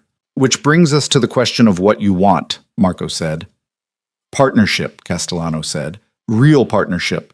You help me transition my operations to legitimate enterprises. I provide the infrastructure and connections I've built over 40 years. Together, we transform the waterfront from a haven for illegal activity into something the city can be proud of. Elena watched Marco process this, saw the wheels turning as he evaluated the offer from every angle. It was generous, almost too generous, which meant either Castellano was genuine in his desire for redemption, or this was the setup of the century. And what's to stop you from using that partnership to undermine me later? Marco asked. Once you have access to my operations, my contacts, my strategies, what's to stop you from turning that against me? Nothing, Castellano admitted, except my word, which I know means very little to you right now. So I'll offer you something more concrete, a good faith gesture that proves I'm serious. He pulled out his phone, made a call, and said 2 words. Do it. Within 30 seconds, Marco's phone buzzed. He checked it, his expression shifting from suspicion to shock. What is it? Elena asked. He just transferred ownership of 3 shell companies to me, Marco said slowly. Companies that control significant portions of his smuggling network. He's literally handing me the keys to dismantle his illegal operations. Consider it a down payment on trust, Castellano said. Those companies were the backbone of my contraband business. With them, you can shut down operations I've run for decades. You could destroy me financially, cut off my revenue streams, leave me with nothing. So why give them to me? Because I meant what I said. I'm done with that life. And I'm betting that you're the kind of man who'd rather build with a former enemy than destroy them. Gianna used to say that the truest measure of power was what you chose not to do with it. I'm giving you the power to end me, Marco. I'm trusting you'll choose to build instead. The silence that followed was profound. Elena held her breath, watching these 2 powerful men stare at each other across the table, the weight of decades of rivalry and months of escalation hanging between them. Finally, Marco spoke. I accept your offer. But understand this. The moment I suspect you're playing me, the moment I think this partnership is a cover for betrayal, I will use everything you've given me to bury you, permanently. No second chances, no mercy. Are we clear? Crystal, Castellano said. Then let's talk specifics. How do we transform 40 years of illegal operations into legitimate business? The conversation that followed lasted 3 hours. Rosa brought food that went mostly untouched as the 3 of them, because Elena refused to be excluded from planning their future, mapped out a transformation that would reshape the city's entire waterfront district. Castellano's smuggling infrastructure would be converted to legitimate shipping and logistics. His network of informants and fixers would transition to security consulting and risk management. The protection rackets would become actual security services, properly licensed and regulated. It would take years, significant investment, and careful management of relationships with people who'd built their lives on the old system. But it was possible. More than possible. It was a blueprint for how power could shift from destruction to creation, how enemies could become partners, how redemption could be more than just a fantasy for broken men seeking absolution. "There's one more thing," Castellano said as the meeting was winding down. "I have information you'll want. About other organizations moving into the city.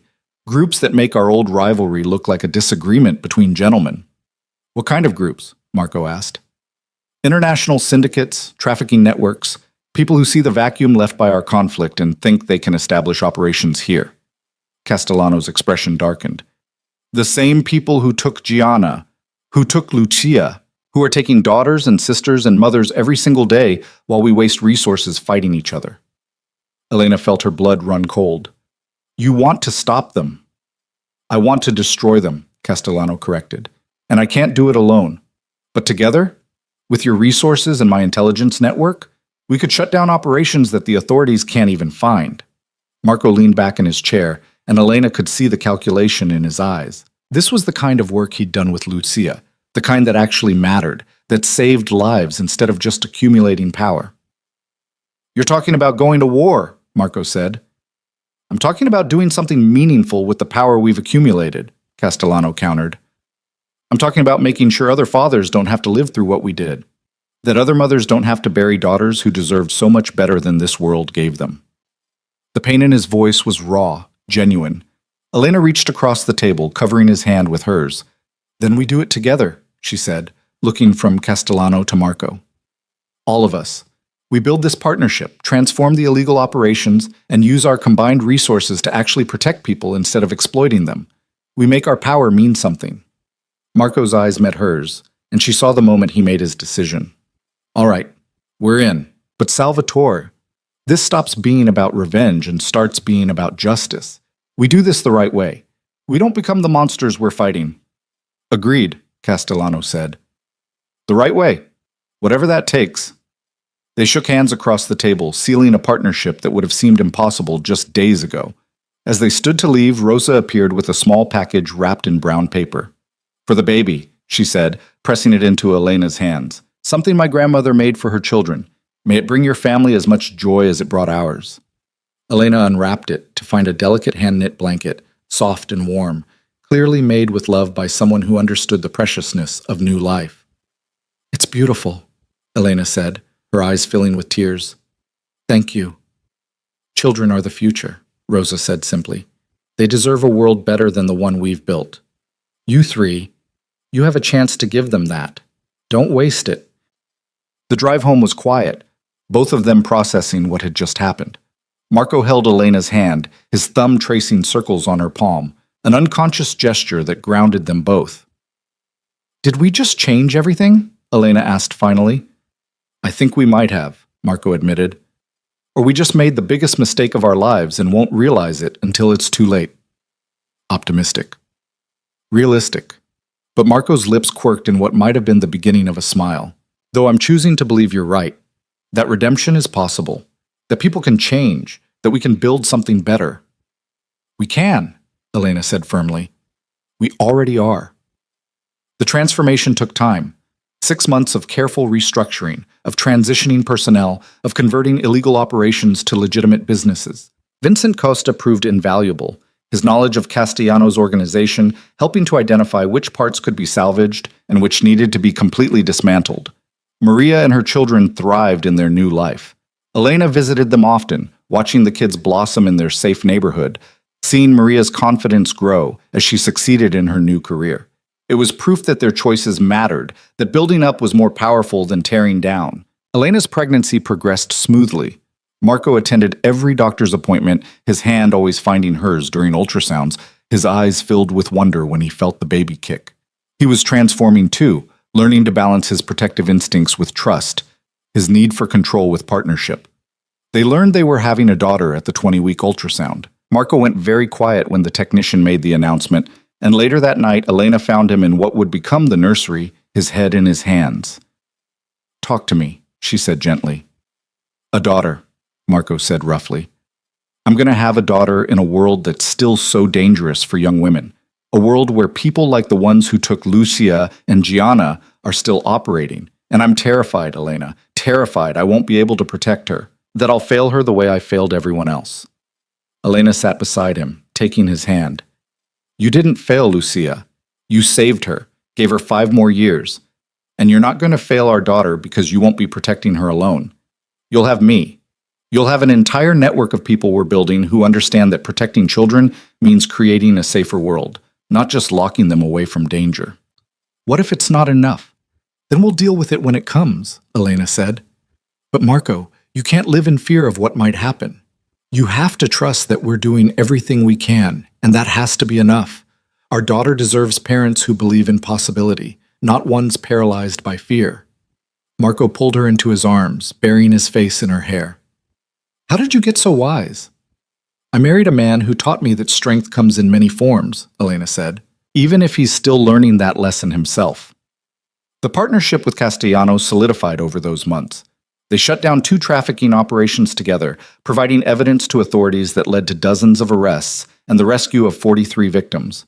They converted Castellanos' shipping network to legitimate trade, creating jobs and revenue that didn't depend on exploiting the vulnerable. And slowly, carefully, they began to trust each other. It wasn't easy. There were setbacks and arguments and moments when old instincts nearly destroyed the fragile peace they'd built. But they kept choosing partnership over rivalry, construction over destruction, hope over cynicism.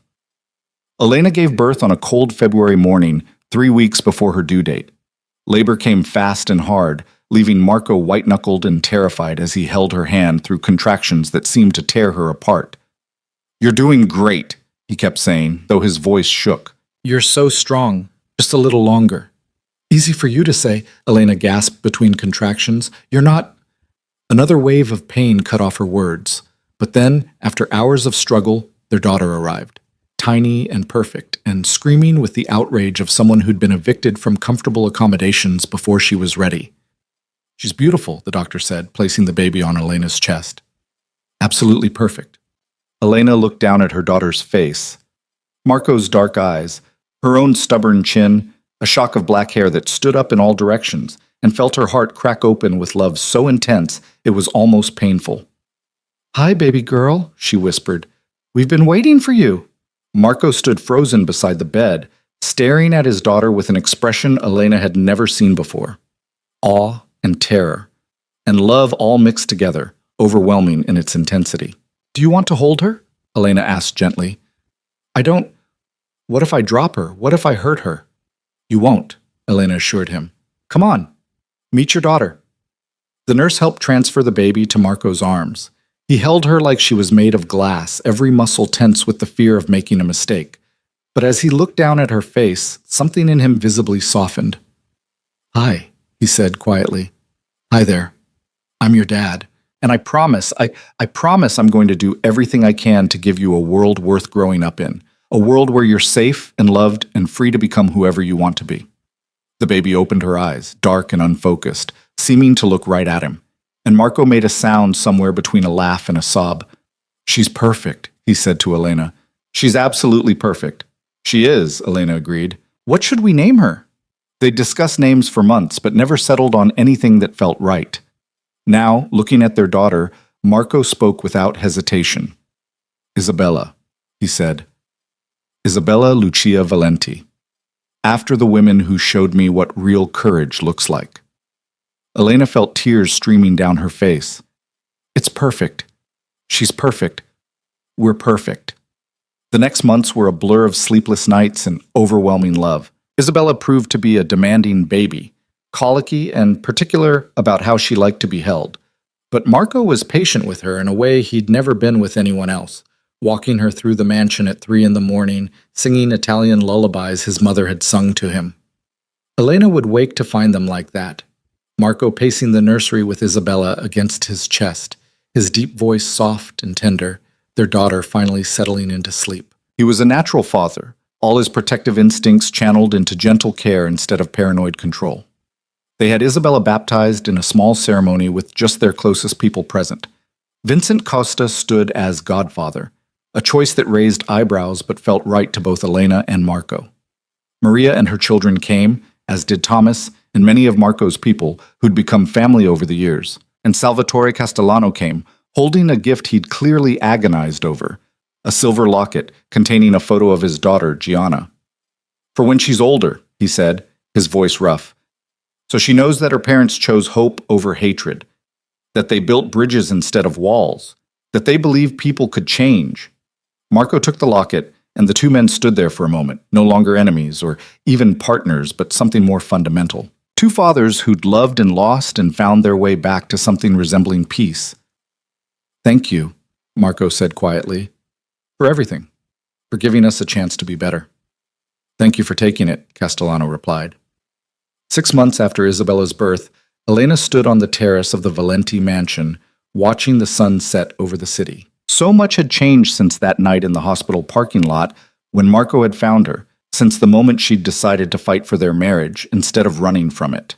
The waterfront was transforming, construction projects replacing abandoned warehouses, legitimate businesses moving in where smuggling operations had once thrived. The trafficking networks they'd targeted were in shambles, dozens of victims freed and being helped to rebuild their lives. And her family was whole, complicated and unconventional, built from broken pieces and second chances, but whole. Marco joined her on the terrace, carrying Isabella, who was gurgling happily in his arms. Beautiful night, he said, sliding an arm around Elena's waist. Beautiful life, Elena corrected, leaning into him. That too. Marco kissed her temple. I've been thinking. Dangerous, Elena teased. I want to start a foundation in Isabella's name, something that helps families affected by trafficking, that provides resources and support for survivors, that actually makes a difference. Elena turned to look at him fully. You're serious? Completely. We have the resources, we have the connections, and we have the knowledge of how these networks operate. Why not use all of that to help people instead of just accumulating more power? Because it's exactly what you should do, Elena said, her voice thick with emotion. It's perfect, Marco. Isabella would love it, both Isabellas. I thought we could ask Salvatore to partner with us, Marco continued. Make it a joint venture. Show the city that even old enemies can work together for something good. Elena kissed him, pouring every ounce of love and pride and hope into the contact. Have I mentioned lately that I'm incredibly proud of the man you've become? You might have mentioned it once or twice, Marco said with a smile, but I'm happy to hear it again. Isabella chose that moment to reach for Elena, and they passed her back and forth between them, this tiny person who represented everything they'd fought for and everything they'd built. Do you ever regret it? Marco asked quietly. The chaos, the danger, the fact that our lives will never be completely normal? Never, Elena said firmly. Normal is overrated. We have something better. We have real. We have honest. We have a partnership built on choosing each other every single day, even when it's hard. Especially when it's hard. That's worth more than all the normal in the world. I love you, Marco said. More every day. I didn't think that was possible, but you keep proving me wrong. I love you too, Elena replied. Even when you're being overprotective and paranoid and treating me like I'm made of glass. You're carrying the most precious thing in my world, Marco pointed out, nodding to Isabella. A little paranoia is justified. They stood there as darkness fell. 3 people who'd all been lost in their own ways and had somehow found each other. The city stretched out below them, full of possibility and danger and everything in between. But Elena wasn't afraid. Not anymore. Because she'd learned that love wasn't about avoiding darkness. It was about choosing to be a light in it. And together, she and Marco were building something bright enough to illuminate even the darkest corners. Their story had started with betrayal and misunderstanding, with pain and separation and the belief that some things were too broken to fix. But it was ending with redemption and partnership, with a family built on honesty and trust, with proof that even in the darkest places, hope could take root and grow. Isabella fell asleep in Marco's arms, peaceful and safe, unaware that her very existence had transformed the lives of everyone around her. But someday, Elena thought, they'd tell her. They'd tell her how her parents had chosen each other against impossible odds, how they'd turned enemies into partners and violence into creation, how they'd proven that love really could conquer darkness, as long as you were brave enough to keep choosing it. What are you thinking? Marco asked, noticing her smile. That we did it, Elena said simply. We actually did it, built something beautiful from the wreckage. We did, Marco agreed. And we're just getting started. He was right. This wasn't an ending, it was a beginning. The foundation they'd build would help hundreds of families. The partnership with Castellano would continue transforming the city. Isabella would grow up in a world that was safer, better, because her parents had refused to accept that violence was the only answer. And through it all, they'd have each other. Two people who'd been broken and lost and afraid, who'd found their way back to love and chosen to build something that would outlast them both. It was more than Elena had ever dreamed of when she'd walked away from her marriage, more than Marco had believed possible when he'd let her go. It was redemption, hard-won and precious. It was family, chosen and fought for. It was love, tested and proven true. And standing there on the terrace with her husband and daughter, watching the city lights come on like stars, Elena knew that every moment of pain and fear and struggle had been worth it to arrive at this perfect, imperfect, absolutely real moment. Their future stretched ahead, uncertain and challenging and full of possibility. And they would face it together, one choice at a time, one day at a time, building something worth believing in. Always together, always choosing love, always moving forward toward the light they'd created from darkness, toward the life they'd fought so hard to claim, toward home.